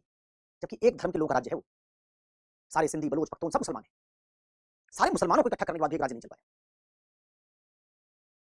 क्योंकि आपने जिस हिंसा का प्रयोग किया, उसी हिंसा ने आगे चल के उस राज्य को तोड़ दिया। ठीक यही बात मार्क्सवादी राज्यों पर लागू होती है। मार्क्सवादी राज्यों में क्रांति हुई, जारशाही का अंत हो गया रूस में, लैटिन अमेरिका में सामंतवाद का अंत हो गया, चीन में जो एलिट क्लास था, सामंत क्लास था, उसका अंत हो गया, राजतंत्र का अंत हो गया। लेकिन इसका अंत होने के बाद आज तक भी लैटिन अमेरिका में शांति नहीं आई, वायलेंस जारी है, समानता भी नहीं आई। रूस में भी आई, वायलेंस जारी है। आपने समानता लाने के लिए जार को हटाया, जार की जगह पुतिन बैठ गया। जार कौन था? तानाशाह था। जार को हटाया, स्टालिन आया, स्टालिन तानाशाह, और स्टालिन की उस परंपरा से आज पुतिन तानाशाह। तो आप क्या पाएंगे, जितने मार्क्सवादी राज्य हैं पाकिस्तान की तरह ही, उन सब राज्यों में हिंसा आज भी जारी है, या फिर अगर हिंसा नहीं हुई तो तानाशाही आ गई। तो कोई जो समतामूलक राज्य का लक्ष्य बनाने की बात मार्क्सवादी करते थे, कहां आया? इसलिए अनैतिक साधन से हासिल किया गया साध्य टिकाऊ नहीं होगा, ये गांधी की पहली आलोचना है। इसलिए हमको साध्य उचित भी हो तो साधन कोई भी प्रयोग नहीं करना चाहिए, तभी हमको नैतिक साधन का ही प्रयोग करना चाहिए।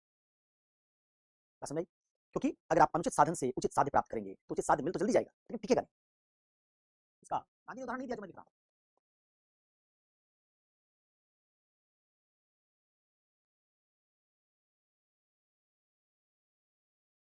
ये उसके कुछ एग्जाम्पल हैं जो हम गांधी की बात को जस्टिफाई करने के लिए दे सकते हैं। दूसरा तरफ देखिए,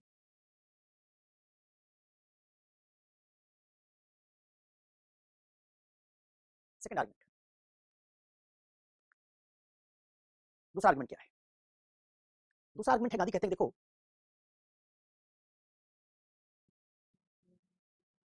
मैं बार बार जब अनैतिक साधन लिख रहा हूं तो इसका मतलब ये है, जब आप ये कहते हैं कि साध्य पवित्र है तो साधन कोई भी चलेगा, तो कोई मतलब अनैतिक हो तब भी चलेगा, अपने आप नैतिक हो जाएगा। उन लोगों का क्या कहना है? साधन अपने आप नैतिक हो जाता है। तो ये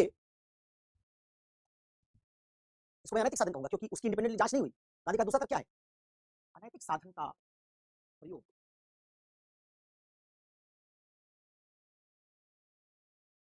जब साध्य प्राप्त करवाएगा तो व्यक्ति में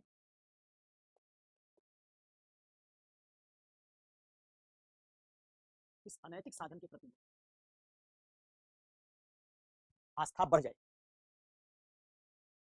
अनैतिक साधन का प्रयोग जब साध्य प्राप्त करवाएगा तो व्यक्ति में इस अनैतिक साधन के प्रति आस्था बढ़ जाएगी। भाई आपको कोई लक्ष्य प्राप्त किया, आपने किसी साधन से आपका लक्ष्य प्राप्त हो गया, तो आपको उस लक्ष्य में आस्था बढ़ेगी। इससे व्यक्ति का चरित्र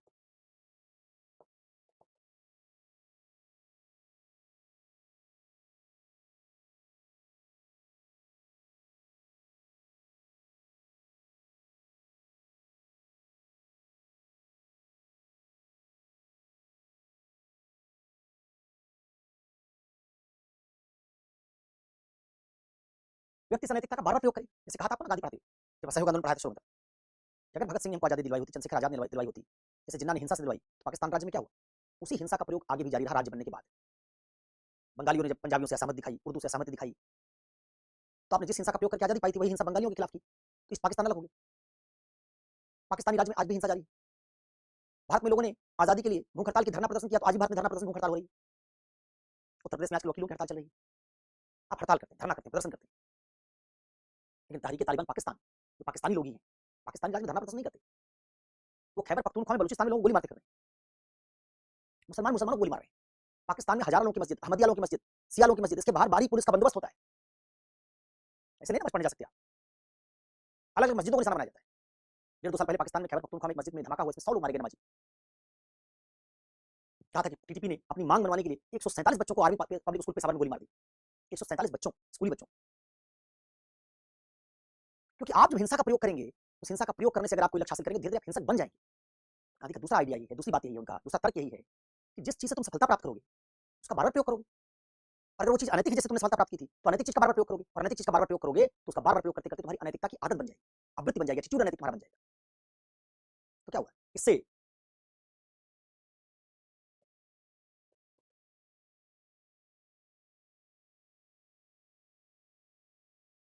व्यक्ति की आवृत्ति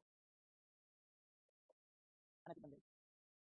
तो गांधी कहते हैं कि एक तरफ तो तुमने क्या किया, दुनिया अच्छी बनाई, साध्य ले आए अगर तुम अच्छा, तो दुनिया तुमने क्या की, दुनिया अच्छी बनाई, लेकिन दुनिया अच्छे बनाने के क्रम में तुमने इंसान को खराब कर दिया। दुनिया अच्छी और इंसान खराब, तो गांधी कहेंगे इसका फायदा क्या? ये जो खराब इंसान होगा ये अच्छी दुनिया को चलने नहीं देगा। दूसरा गांधी का कहना है कि दुनिया समाज सब तो इंसान के लिए थे, जब इंसान ही खराब हो गया तो फायदा क्या? तो ये जो गांधी का तर्क है, इससे व्यक्ति का वृत्ति नैतिक हो जाएगी, तो क्या होगा? ऐसा साध्य तो बेहतर होगा, लेकिन इसको प्राप्त करने वाला व्यक्ति क्या हो जाएगा? वो खराब। कहते हैं ना कि आपने किसी आदमी को, मान लीजिए आपने पुलिस को अपराधियों को मारने के लिए, एनकाउंटर करने के लिए लगा दिया। अब वो रोज मर्डर कर रहा है अपराधियों का, कह दिया कि पकड़ो मत, मारते जाओ। अब एक पुलिस वाला जो अपराधियों का रोज एनकाउंटर कर रहा है, उनकी हत्या कर रहा है, अपराधी कह रहा है कि सरेंडर करने के तैयार है, फिर भी गोली मार दे रहा है उसको, पकड़ रहा है, उसके घर से उठा ले जा रहा है, खेत में ले जाकर गोली मार दे रहा है। साध्य तो बढ़िया प्राप्त हो रहा है, अपराधी खत्म हो रहे हैं, लेकिन जो पुलिस वाला अपराधियों को गोली मार रहा है तो मर्डर बन रहा है। धीरे धीरे उस पुलिस वाले की संवेदनशीलता, उस पुलिस वाले में कानून के प्रति आस्था, उस पुलिस वाले में मानवीयता सब खत्म हो जाएगी। तो आपने उससे गंदगी तो समाज की साफ करवाई, लेकिन उस आदमी को खत्म कर दिया। कहते हैं ना काजल की कोठरी में कैसे सयान हो जाए, एक लीक काजल की लागी है पे लागी। काजल की कोठरी में कितना ही समझदार आदमी भेज दोगे, काजल की कालीमा उसको लगी जाएगी, कहीं ना कहीं छू जाएगी। आप जिस आदमी से बुराई साफ करवाओगे, अनैतिक साधन का प्रयोग करके जिसे गोली मरवाओगे, गोली मारने वाला आदमी गोलीबाज हो जाएगा, हिंसक हो जाएगा। तो आपने दुनिया तो अच्छी बना ली, लेकिन आदमी को खराब कर दिया। जब कभी आपको इस तरह का केस स्टडी आएगा तो उसके खिलाफ यही आर्गुमेंट लिखेंगे, लिखा जाएगा कि स्टडी में किस तरह के प्रयासों से कानून व्यवस्था की स्थिति में सुधार हुआ, पुलिस ने अपराधियों की धरपकड़ के बजाय उनको एलिमिनेट करना शुरू किया, इससे मानवाधिकार संगठन पुलिस के खिलाफ आवाज उठा रहे हैं, लेकिन जनता इससे राहत की सांस ले रही है, क्योंकि जनता को अपराधियों से छुटकारा मिला, अपराधियों में राज्य का भय व्याप्त हो गया। पुलिस की ऐसी कार्रवाई से पुलिस उनको पकड़ती नहीं बल्कि मार देती है, इससे संगठित अपराध की कमर टूट गई। अगर मान लीजिए कोई स्टडी ऐसी आ जाए, आपसे पूछा जाए कि क्या आप इस तरह के जनता के खुश होने, अपराध की कमर टूटने, अपराधियों की कमर टूटने के आधार पर इस तरह के कृत्य का समर्थन करेंगे, तो आपको कम से कम गांधी के आधार पर कहना चाहिए नहीं करेंगे। क्या कहेंगे आप कहेंगे भाई जो पुलिस वाला विधि के शासन, रूल ऑफ लॉ, कानून के शासन के लिए बनाया गया था, वो अपराधियों को गोली मारते मारते खुद ही अपराधी बन गया। तो हमने एक गैर वर्दी वाला गैंग साफ किया अपराधियों का, और वर्दी वाले लोगों को अपराधी बना दिया। कौन था अपराधी? जो कानून का पालन नहीं करता, जो नियमों के दायरे में काम नहीं करता। तो अगर पुलिस भी लोगों को गोली मारने लग जाए, संविधान कानून से ऊपर चली जाए तो पुलिस वाले के मन में संविधान कानून की कोई आस्था बचेगी नहीं। शुरू में तो उससे बढ़िया परिणाम हासिल होगा, अपराध खत्म होगा, लेकिन एक बार अपराधी खत्म हो गया तो पुलिस वाले ने गोली मारना शुरू किया, बंद थोड़ी कर देगा। कहते हैं ना कि वो फला के मुंह में खून लग गया। एक बार इसकी लत लग गई, बिगड़ गया, तो फिर ये पूरे वर्दी वाले लोग क्या करेंगे? निर्दोष लोगों को मारना शुरू करेंगे, पुलिस मेडल लेने के लिए हत्या करना शुरू करेंगे, फिरौती वसूलना शुरू करेंगे, जनता को डराने धमकाने के लिए अपनी ताकत का इस्तेमाल करेंगे, और पुलिस का टेरर का वैसा नेटवर्क फैल जाएगा जैसा अपराधियों का होता है। तो गांधी इसी बात पर चिंतित है। उनका कहना है कि हम किसी भी साध्य को प्राप्त करने के लिए अगर अनैतिक साधन अपनाने देंगे तो उस अनैतिक साधन को अपनाने वाला व्यक्ति अनैतिक साधन का प्रयोग करते करते खुद अनैतिक हो जाएगा। अगर व्यक्ति अनैतिक हो गया तो फिर हमारा अच्छी दुनिया को बनाने का फायदा क्या? हमारा नैतिक लक्ष्य प्राप्त करने का फायदा क्या? जब आदमी खराब हो गया। इससे गांधी का दूसरा तर्क है। इससे गांधी क्या मानते हैं? अगर तुमने इधर क्या किया, अच्छी दुनिया बनाई, तो उसी अनुपात में इधर क्या रखो, अच्छा इंसान या मानव बना। जितना दुनिया अच्छी बनाओगे उसी के अनुपात में जब मानव अच्छा रहेगा तभी अच्छी दुनिया टिकेगी, तभी ये दुनिया इंसान के लिए काम करेगी। और गांधी कहते हैं कब होगा ये? जब इस मानव को, इस इंसान को कभी अनैतिक साधन का प्रयोग करके साध्य हासिल मत करने दो। तो आपकी इथिक्स में जो स्टडीज आएगी उसमें कई बार ये लिखा जाएगा कि अगर हम किसी को घूस दे दें तो टेंडर हमको मिल जाएगा, उससे हमारी कंपनी बच जाएगी, हम फलाई अनैतिक काम स्वीकार कर लेते से लाभ हो जाएगा। जब भी कोई स्टडी ऐसी आए उसको सॉल्व करने में गांधी का आइडिया इस्तेमाल करना। आज हम एक बार घूसखोरी करेंगे, घूस देकर अपना काम करवाएंगे, तो कल फिर संकट आएगा, फिर घूस देंगे, और फिर धीरे धीरे हमको लगेगा घूस देने से काम आसानी से हो जाता है, तो हम घूसखोरी की संस्कृति में चले जाएंगे, ब्राइबरी कल्चर बन जाएगा। समझ? इसलिए ये जो पूरी बात आपने पढ़ी, इस आधार पर गांधी का कहना है कि साध्य साधन को उचित नहीं ठहराता है, क्योंकि अनैतिक साधन अंततः अच्छे साध्य को टिकने नहीं देगा, और अनैतिक साधन का प्रयोग करने वाला व्यक्ति भी अंततः अनैतिक हो जाएगा, इंसान की अच्छाई को खत्म कर देगा। इसलिए हमको अगर साध्य नैतिक है तो साधन भी नैतिक चुनना चाहिए। नैतिक साधन चुनेंगे तो साध्य प्राप्त करने में देरी होगी, मैंने कहा था ना देरी होगी, टाइम लगेगा। भारत को आजादी प्राप्त करने में मुस्लिम लीग की तुलना में ज्यादा टाइम लगा, मुस्लिम लीग को अपनी शुरुआत करने और पाकिस्तान बनाने में कम समय लगा। और खासतौर पर जिन्ना ने 1920-25 के बाद से जब से सांप्रदायिकता वाली बात को समझना शुरू किया, तो आप देखेंगे 20 साल 15 साल में ही पाकिस्तान बन गया। तो पाकिस्तान बहुत जल्दी बन गया। भारत की आजादी की लड़ाई कांग्रेस की स्थापना के बाद बहुत लंबे समय तक चली उसकी तुलना में। लेकिन दोनों में अंतर क्या है? भारत में आजादी मिली तो जो आजादी मिली लोकतंत्र के मानकों के हिसाब से, जिस लोकतंत्र को हमने बनाया, मानकों को नहीं कहना चाहिए, लोकतंत्र जो हमने बनाया वो चल भी रहा है। एक बार भी सैनिक शासन नहीं लगा भारत में, सैनिक शासन नहीं लगा, एक आध बार इमरजेंसी लगी, सैनिक शासन नहीं लगा। कभी किसी सरकार को सेना ने अभ्यस्त नहीं किया। पाकिस्तान में इसका उल्टा है। तो ये बात अगर आपको समझ में आई तो समझ में आया गांधी क्यों कहते हैं कि साध्य साधन को उचित नहीं ठहराता है। अब जरा देखते हैं फिर गांधी के हिसाब से, अब अगर ऐसी बात हम मान लें तो फिर तो डराना धमकाना कानून भी गांधी के हिसाब से नैतिक साधन नहीं। एक और तक मैं कर देता हूं, चलिए। और तीसरा,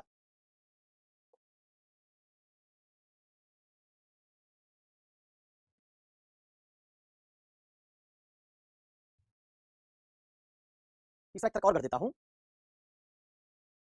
अनैतिक साधन को लेके कि ये तर्क क्या है। तीसरा तर्क होगा अनैतिक साधन जब तुम चुनते हो, जिसमें गांधी कहते हैं भय डर, तो आप लक्ष्य हासिल कर लेते हो, लेकिन दूसरे आदमी जिसको आपने डरा धमका के, जैसे मान लीजिए आप इजराइल हमास का संघर्ष देखिए, हमास ने इजराइल पर अटैक कर दिया। मान लीजिए इजराइल पर अटैक करके हमास ने, सपोज कीजिए इजराइल को हरा दिया, एक सिचुएशन कंसीडर करते हैं हमास ने इजराइल को हरा दिया, तो क्या इजरायली लोग हारने के बावजूद, फिलिस्तीन की समस्या हो सकता है थोड़ी देर के लिए हल हो जाती, लेकिन क्या इजरायली लोग बदला लेने की नीयत से बाहर आ जाते? क्या इजराइल मौका पड़ने पर बदला न लेता? क्या इजराइल के लोगों में फिलिस्तीनी लोगों के प्रति घृणा खत्म हो जाती? नहीं। दूसरे सिचुएशन में इजराइल हमास को तबाह करने पर लग जाए, हमास को हरा दे, तो क्या फिलिस्तीनी लोग इजराइल को मान लेंगे? मजबूरी में फिलिस्तीन के लोग हार जाएं तो क्या मान लेंगे इजराइल को? मान लेंगे? नहीं। गांधी का कहना यही है कि जब तुम अनैतिक साधन का प्रयोग करते हो, तो अनैतिक साधन क्या है? अनैतिक साधन गांधी मानते हो कौन सा? बाह्य, जैसे कानून, जैसे भय, जैसे दंड,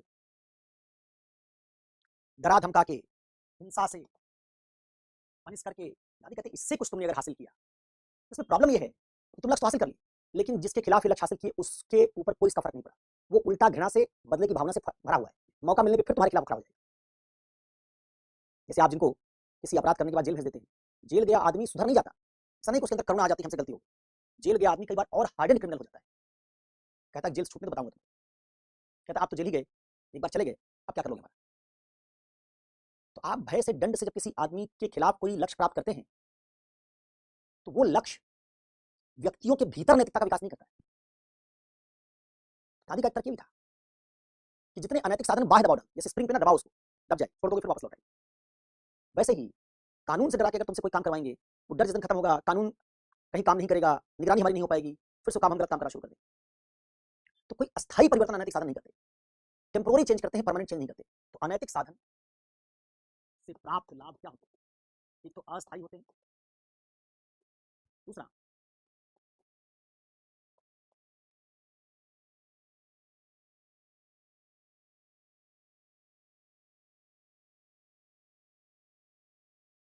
व्यक्ति के भीतर किसी नैतिक समझ का विकास नहीं करते।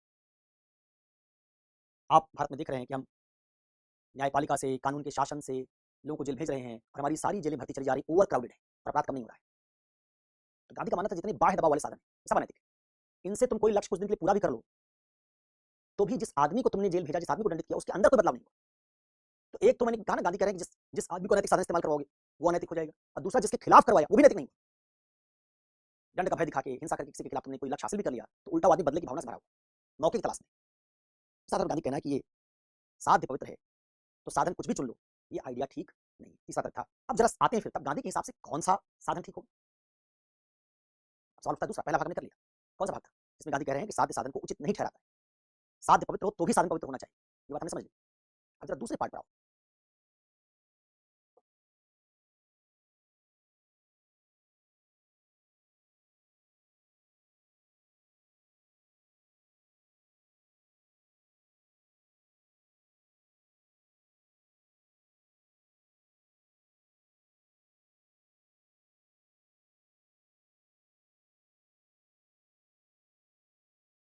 अब ऐसे में प्रश्न उठता है कि गांधी के अनुसार उचित साधन है क्या। गांधी इसका उत्तर देते कहते हैं कि केवल सत्याग्रह ही उचित साधन, क्योंकि आंतरिक बदलाव करता है। बाकी कानून, हिंसा, क्रांति, ये सब आंतरिक बदलाव नहीं करते, केवल डराने, धमकाने और अस्थायी परिवर्तन तक सीमित है। तो हम अब सीखेंगे इसमें ये सत्याग्रह है क्या।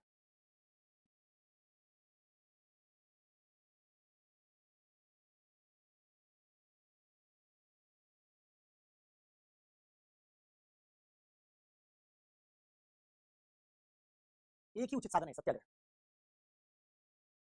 तो हमको समझना है सत्याग्रह क्या है, सत्याग्रह की शर्तें क्या है, सत्याग्रह किस प्रकार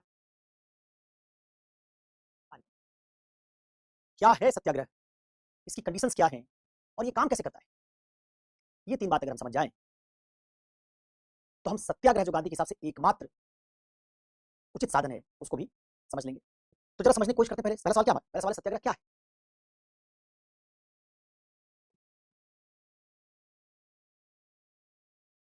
सत्याग्रह क्या है, इस बात से शुरू करते हैं और फिर इसकी शर्तें क्या है, काम कैसे करता है, कैसे इसी आधार पर फिर से गांधी अम्बेडकर की डिबेट है उसको भी आप समझ सकते हैं। तो ये पूरा जो सत्याग्रह का आइडिया है ये गांधी में एक तरीके से उचित साध्य को प्राप्त करने के लिए उचित साधन है।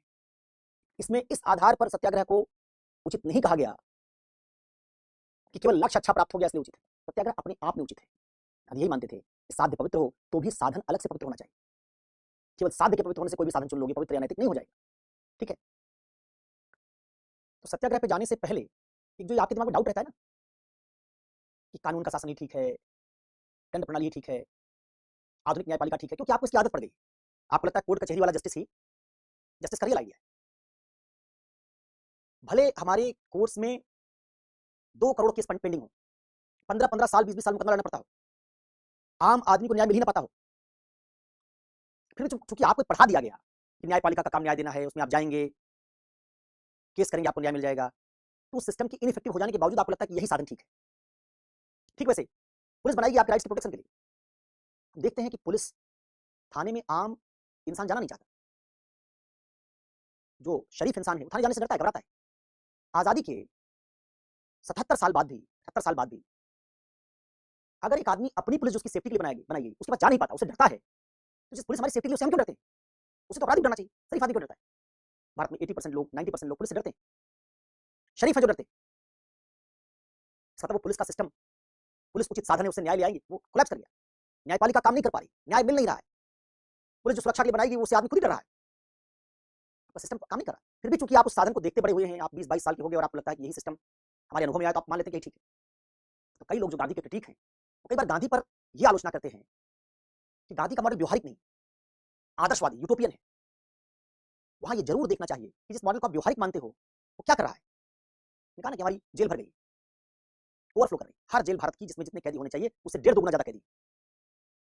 इतने लोगों को तुमने जेल भेज दिया, अपराध नहीं रुक रहा है। एक आदमी जिसको एक बार जेल भेज दिया और बड़ा क्रिमिनल होकर वहां से निकल रहा है, तो तुम जेल कैसे भेजते हो लोगों को और बड़ा अपराधी बनाने के लिए? फिर लोग तो बन रहे हैं। तो सिस्टम तो फेल कर रहा है, सिस्टम फेल कर रहा है, फिर भी हम उसको ड्रिल करने के लिए तैयार नहीं, क्योंकि हमारे दिमाग में बैठा दिया गया कि यही सिस्टम है। और गांधी जो उससे अलग बात कर रहे हैं जिसमें सिस्टम के सफल होने के चांसेस बहुत ज्यादा हैं, क्योंकि उसके पीछे स्ट्रॉन्ग आर्गुमेंट है, उसको कह रहे हैं तो ठीक लेकिन बहुत आदर्शवादी। तो भाई जब तुम्हारा सिस्टम काम नहीं कर रहा तो दूसरी नई बात को अपना के देखो। इसे कहते हैं स्टेटस कोइज्म। हम सबको ट्रेन ऐसे किया गया, हमारा धर्म काम न करे, हमारा समाज काम न करे, हमारी पुलिस काम न करे, हमारी न्यायपालिका काम न करे, हमारा लोकतंत्र काम न करे, लोकतंत्र की जगह जातिवाद हो, संप्रदायवाद हो, चुनी की सरकारों की जगह परिवारवादी लोग हो। चूंकि हम उसको देखते आए हैं तो लगता है व्यवहारिक है, काम कुछ भी नहीं कर रहा, लेकिन हम कहते हैं यही ठीक है। गांधी क्या कह रहे हैं? अरे भाई जब काम नहीं कर रहा, तुम्हारा विकास का मॉडल पर्यावरण को खत्म कर रहा है, तुम्हारे विकास के मॉडल से सबका विकास नहीं हो सकता है, पूंजीवाद से संसाधन सबके पास तक नहीं पहुंचेंगे, प्रकृति चरमरा जाएगी, आदमी लालची स्वार्थी होगा, हिंसा बढ़ जाएगी, अनुचित साधन का प्रयोग करके भी साध्य हासिल करोगे, सारी संस्थाएं खराब होने लगेंगी। सारी बात जो गांधी कह रहे हैं उसके खिलाफ हमारे पास तर्क नहीं, हम होते उसको देख रहे हैं, लेकिन फिर भी हम शुतुरमुर्ग की तरह, ऑस्ट्रिच की तरह रेत में अपना सिर घसाए बैठे हैं, हम नई बात स्वीकार नहीं करें। तो जब आप गांधी पढ़ रहे हैं ना, तो ऐसा इसलिए नहीं कि आप गांधी की बात से सहमत नहीं है या गांधी की बात ठीक नहीं, सहमत तो नहीं हो सकता है, ठीक नहीं है, आपको गांधी व्यवहारिक नहीं लगते, और तुरा ये है जिसको व्यवहारिक समझते हो, काम नहीं कर रहा है, फिर भी आप व्यवहारिक नहीं लगते गांधी। आप गांधी को इस्तेमाल भी नहीं किए, यूज भी नहीं किए। आपने जितना 78 साल संविधान और पुलिस व्यवस्था को यूज किया, अंग्रेजों की बनाई न्यायपालिका को यूज किया, सैकड़ों साल से, आजादी के पहले से यूज करते चले आ रहे हैं, वो काम नहीं कर रहा है, फिर भी हम उसको सैकड़ों साल बाद भी आगे भी चलाने के लिए तैयार है। अब गांधी को हम 10 साल का टाइम नहीं देना चाहते, 20 साल का टाइम नहीं देना चाहते, हम पहले से डिक्लेयर कर देते हैं कि ये बात जो कह रहे हैं गांधी, ये व्यवहारिक कहाँ है, ग्राम स्वराज कहाँ चलेगा, विकास कैसे होगा, विज्ञान क्या करेगा। भले विज्ञान बम बना रहा, बस विज्ञान से दुनिया खतरे में पड़ गई, लेकिन हमको विज्ञान चाहिए, नहीं बता पा रहे हैं। उस विज्ञान से जो आसमान तारे, उस विज्ञान ने जो भ्रूण हत्या करवाई, उस विज्ञान ने जो हथियार बनवाए, उस विज्ञान से जो पूरी दुनिया में साइबर क्राइम हो रहे हैं, क्या सब व्यवहारिक है? इतना गड़बड़ी अगर गांधी के दर्शन ने पैदा की होती तो लोग कहते गांधी को फेंक दो, लेकिन उतनी गड़बड़ी विज्ञान ने पैदा की दुरुपयोग से अपनी, पूरी दुनिया में प्लास्टिक कचरा भर गया। पूरी दुनिया में विज्ञान आने के बाद हमने पर्यावरण का असीमित दोहन किया, क्योंकि विज्ञान ने हमारी प्रकृति को नियंत्रित करने की ताकत दे दी। चाइना दुनिया का सबसे बड़ा बांध बना रहा है विज्ञान से, कह रहे उसे पृथ्वी के घूमने की रफ्तार धीमी हो रही है, तो पढ़ा होगा चाइना के बांध से पृथ्वी के घूमने की गति पर फर्क पड़ रहा है, इतना बड़ा बांध बना रहा है, लेकिन उसके बाद हम कहेंगे नहीं विज्ञान ठीक है। तो ये जो बात है, इससे आपको कई बार इथिक्स में ओवरकम करना पड़ता है। इथिक्स एक बताना चाहता है कि कई बार तुम किसी एक विजन में, एक पर्सपेक्टिव में, एक आइडिया में ट्रैप्ड हो गए और वो आइडिया काम नहीं कर रहा है, फिर भी जब तुमको नया आइडिया बताया जाता है तो तुम रिवोल्ट कर जाते हो। तो हम जरा सीखने जा रहे हैं इस बैकग्राउंड में, क्योंकि आपका चैट ऑन नहीं है, चैट चल ही रहा है, रिकॉर्डेड क्लास है, इसलिए आपके दिमाग में ऐसा सवाल आ सकता था, तो मैंने उसको समझते हुए जवाब दिया, क्योंकि बहुत सारे विद्यार्थी पूछते हैं कि सर गांधी में सब तो ठीक है लेकिन व्यवहारिक कहाँ है। तो जब मैं गांधी पढ़ा रहा होता हूँ तो मेरा काम है कि गांधी के तरीके से गांधी के आइडिया को डिफेंड करना। जब मैं गांधी की आलोचना करूंगा तो गांधी की आलोचना करूंगा, जैसे हमने कांत जब पढ़ा तो कांत के तरीके से कांत को पढ़ा, इसमें कांत की आलोचना नहीं की, लेकिन जब कांत के इस दर्शन को पढ़ चुके, उसकी नैतिकता को पढ़ चुके, फिर उसकी कठोर आलोचना की। गांधी पढ़ लेंगे, गांधी की भी आलोचना करें, गांधी पढ़ते समय ही आपके दिमाग में अगर ये बात आ गई कि गांधी ठीक नहीं है, फिर बात नहीं बनी, क्योंकि फिर तो आप पहले से मान चुके व्यवहारिक नहीं है, फला नहीं है, तो आप रिजेक्शन के मोड में आ चुके हैं, वो बात ठीक नहीं हो। इसलिए अब आइए जरा देखते हैं इतनी बात कहने के बाद कि सत्याग्रह है क्या। इस शब्द को तोड़ोगे क्या बनेगा?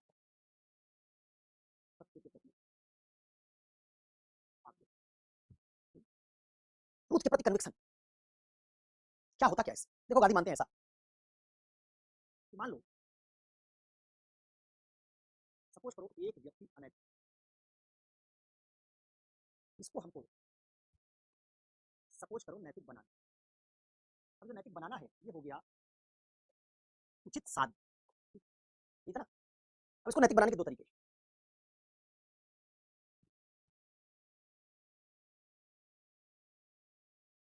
एक है, एक है इस आदमी को इतना पीटो, जैसे हमारी जनरेशन में हमारे जो पेरेंट्स होते थे, खासतौर पर पिता, वो बच्चों को नैतिक कैसे बनाते थे, कोई बात आपने गलत की नहीं कि आप पिटे, आपकी जोरदार पिटाई हुई।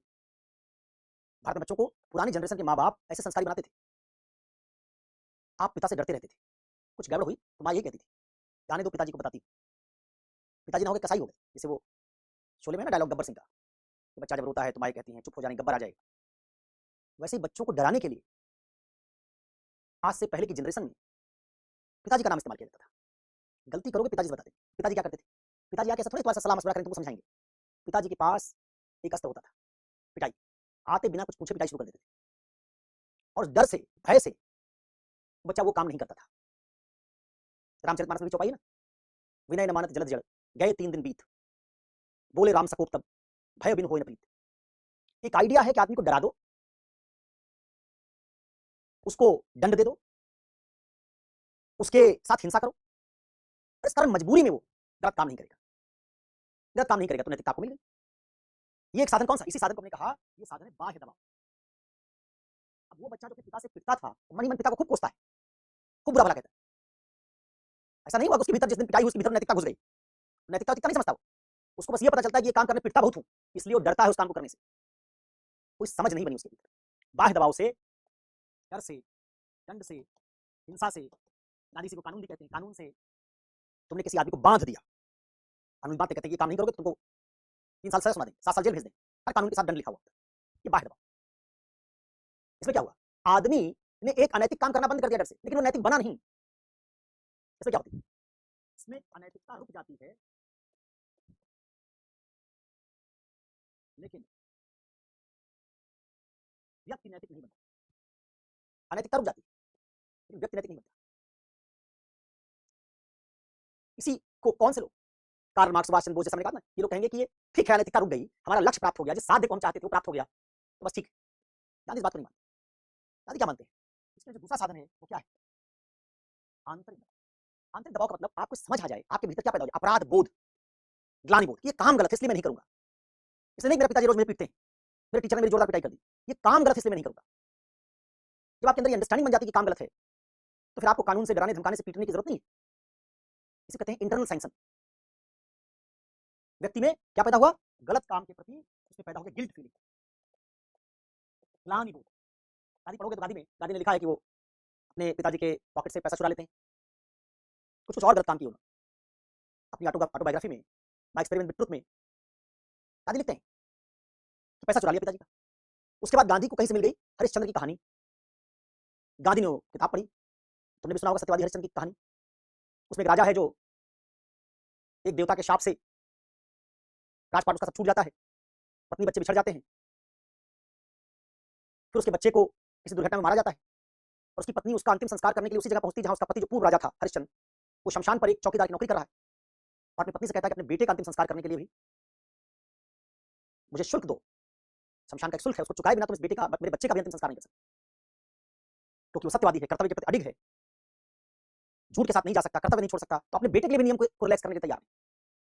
पुराने हिंदी सिनेमा में भी कई बार ऐसा होता था कि ईमानदार इंस्पेक्टर अपने क्रिमिनल बेटे के ऊपर गोली चला देता था, क्योंकि वो कर्तव्य से बंधा होता था। गांधी ने ये किताब पढ़ी, हरिश्चंद्र की कहानी पढ़ी, खूब रोए, और अपने पिताजी को चिट्ठी लिखी कि मैंने ये रुपया आपके जेब से चुराया था, ये गलत काम किया है, और हरिश्चंद्र की कहानी पढ़ने के बाद मैं आगे से झूठ नहीं बोलूंगा, आगे से चोरी नहीं करूंगा। गांधी के पिता को चिट्ठी मिली, वो भी खूब रोए और खुश भी हुए, क्योंकि बेटे ने अपराध स्वीकार कर लिया, ग्लानि से भर गया। उसके बाद गांधी ने झूठ बोलने और चोरी करने को छोड़ दिया। अभी जो गांधी ने झूठ बोलना चोरी करना छोड़ा हरिश्चंद्र की कहानी पढ़ के, क्या हुआ? कोई दंड के वजह से थोड़े, पिताजी उनके पीटा थोड़े, हिंसा नहीं की, डराया नहीं। गांधी के अंदर से ये बात रियलाइज हुई कि चोरी करना गलत है, असत्य है। ये जो आंतरिक बदलाव है, गांधी मानते कि यही उचित साधन। इससे अगर नैतिकता के लक्ष्य को हमने प्राप्त किया तो फिर वो लक्ष्य ठीक है, साधन भी ठीक है, साध्य भी ठीक है। इसी को क्या कहते हैं? इसी ग्लानि बोध को हम कहते हैं, यहां मान लो लिखा था व्यक्ति को नैतिक बनाना, और इधर लिखा था डर, दंड, हिंसा, इधर हमने लिखा था ग्लानि बोध, अपराध बोध। इसको क्या कहते हैं? हृदय परिवर्तन। हृदय परिवर्तन, जैसे वाल्मीकि डाकू का हुआ था जो बाद में ऋषि बन गया, जैसे अंगुलीमाल का हुआ था जो बुद्ध का अनुयायी बन गया। क्या हुआ था? हृदय परिवर्तन। आदमी वही अंगुलीमाल था, शरीर वही था उसका, डाकू डाकू वाला, लेकिन अंगुलीमाल का हृदय परिवर्तन हुआ तो अब उस शरीर के साथ ही डाकू नहीं रह गया। वाल्मीकि ऋषि का शरीर और वाल्मीकि डाकू का शरीर एक है, लेकिन वाल्मीकि व्यक्ति को जब ग्लानि हुई, अपराध बोध हुआ, तो फिर वो डाकू नहीं रह गया, उसी शरीर में ऋषि बन गया। इसी ग्लानि बोध हृदय परिवर्तन तक जो चीज पहुंचाती है, क्या है? यही सत्य। तो गांधी मानते हैं जो अनैतिक आदमी है उस तक सत्य पहुंचाने के लिए 2 तरीके इस्तेमाल किए जाते हैं। मारपीट करो, डराओ धमकाओ, कानून का प्रयोग करो, और उसको समझाने की कोशिश करो कि तुम गलत थे। गांधी कहते समझता नहीं है, भले डर के कारण काम छोड़ दे। और दूसरे वाले में तुम सत्य को संप्रेषित करने के लिए उस आदमी में हृदय परिवर्तन करवाने की कोशिश करते हो। हृदय परिवर्तन हो जाएगा तो आदमी उस काम को हमेशा हमेशा के लिए छोड़ देगा। इसी हृदय परिवर्तन के इसी का साधन क्या है? इसी का साधन सत्याग्रह। तो इस तरीके से सत्याग्रह सत्य पर अडिग रहकर अनैतिक व्यक्ति तक सत्य को पहुंचाने वाला वह साधन है जिससे अनैतिक व्यक्ति की चेतना में सत्य की नैतिक समझ से अस्थायी बदलाव हो जाए। गांधी अम्बेडकर के बीच तो झगड़ा, इस बात समझ पाओगे। अम्बेडकर कानूनी समाधान चाहते हैं, दलितों के शोषण का अम्बेडकर कानूनी समाधान चाहते हैं, और गांधी ने ऊपर दिखा दिया कि ये जो हिंसा है, दंड है, भय है, इससे सवर्ण जाति को छोड़ भी देंगे तो भी दलितों के प्रति उनके मन में बंधुत्व का भाव नहीं आएगा। हो सकता है जाति भेद को सवर्ण कम करे, लेकिन हृदय परिवर्तन नहीं होगा। सवर्णों के भीतर ग्लानि बोध नहीं पैदा होगा कि मैंने कुछ गलत किया था, ब्राह्मणों क्षत्रियों में ग्लानि बोध नहीं पैदा होगा। वो SC ST एक्ट के कारण डर के अस्पृश्यता छोड़ देंगे। तो गांधी मानते थे अम्बेडकर जिस रास्ते पर ले जा रहे हैं दलित समुदाय को, वो रास्ता उचित साध्य है, लक्ष्य अच्छा है अम्बेडकर का, लेकिन जिस साधन को चुन रहे हैं कि राज कानून बनाओ, ये करो, डराओ धमकाओ। अम्बेडकर कहते थे धर्म ग्रंथों पर पाबंदी लगाओ। अम्बेडकर जब पढ़ेंगे गांधी अम्बेडकर तो देखेंगे अम्बेडकर का नैतिक अप्रोच कैसा है, उसमें अम्बेडकर की बात करेंगे, अभी गांधी की बात करें। गांधी कहते थे वो जो धर्म ग्रंथों पर पाबंदी है, डराना धमकाना, दंड वगैरह का भय है, इससे सवर्ण लोगों की चेतना में कोई बदलाव नहीं होगा। हो सकता है ये जातिवादी कार्य या आचरण को कम कर दे डर वर्ग के कानूनों से, लेकिन इनके भीतर से जातिवाद नहीं निकलेगा। इसलिए हमको जब तक सवर्णों का हृदय परिवर्तन नहीं करेंगे तब तक इस समस्या का समाधान नहीं होगा। अम्बेडकर गांधी के उपाय से सहमत नहीं है, इसलिए अम्बेडकर गांधी का तरीका बिल्कुल अलग है। अम्बेडकर राज्य की मदद लेते हैं, कानून की मदद लेते हैं, दंड प्रणाली को इस्तेमाल करते हैं, सशक्तिकरण का आइडिया इस्तेमाल करते हैं। गांधी उसके विपरीत राज्य के बजाय समाज, सामाजिक सुधार, सामाजिक परिवर्तन, हृदय परिवर्तन, इन सब बातों पर ज्यादा बल देते हैं। गांधी के हिसाब से वर्ण व्यवस्था से जितनी दिक्कत अनुसूचित जातियों को है, उतनी ही बड़ी समस्या यह है कि उच्च जातियों की चेतना करप्ट हो गई। उनकी चेतना में पाशुता आ गई, पशु की तरह बन गए उच्च जातियों के लोग, अनुसूचित जातियों का शोषण कर रहे हैं, और उसके बावजूद में कोई ग्लानि बोध, अपराध बोध है ही नहीं, उसको धर्म से संस्कृति जस्टिफाई भी कर दे रहे हैं। गांधी चाहते थे कि सवर्ण लोग, उच्च जाति के लोग ग्लानि अपराध बोध से भर जाए। अम्बेडकर चाहते हैं कि निम्न जातियों को अधिकार मिल जाए। सवर्णों में चेतना का परिवर्तन होगा नहीं होगा वो दूसरी बात है, अधिकार मिलना पहला लक्ष्य है। तो दोनों के मॉडल में इसलिए बहुत अंतर है, बहुत बहुत अलग तरीके के एथिक्स दोनों यूज करते हैं। अम्बेडकर का सोशल जस्टिस का एथिक्स है, गांधी का जिसमें मैंने कहा कि वो व्यक्ति को नैतिक बनाने वाला एथिक्स ज्यादा है। तो अब इन दोनों बातों को अगर तुम समझे तो इससे समझ पाए सत्याग्रह है क्या। सत्याग्रह सत्य पर अडिग रह के एक उस आदमी की चेतना तक सत्य को पहुंचाना है, उसका हृदय परिवर्तन करवाना है जिसमें सत्य की समझ नहीं है, जिसमें नैतिकता नहीं है, उसको नैतिक बनाने का टूल है। समझ? तो अब हम जरा समझने की कोशिश करेंगे इसकी अगली बात में जब जाएंगे कि काम कैसे करेगा सत्याग्रह, इसकी शर्तें क्या है, और ये सत्याग्रह के मेथड को कैसे इस्तेमाल करेंगे, किसी आदमी तक सत्य संप्रेषित कैसे करेंगे। इस बात को हमको डिस्कस करना होगा, इस बात को हमको समझना होगा। ठीक है, तो ये वाली चर्चा हम यहां रोक सकते हैं। इससे आगे की चर्चा जो है इसे अगले सत्र में करेंगे। उसमें हम सत्याग्रह की शर्तें और सत्याग्रह किया कैसे जाता है, उसका मेथड, इस पर ज्यादा बातचीत करेंगे। तो अभी अगर संक्षेप में कोई आपसे पूछे सत्याग्रह क्या है तो हम कहेंगे सत्याग्रह क्या है, हृदय परिवर्तन का बात। एक फिल्म आई थी मुन्ना भाई, लगे रहो मुन्ना भाई, उसमें आपने देखा होगा, तो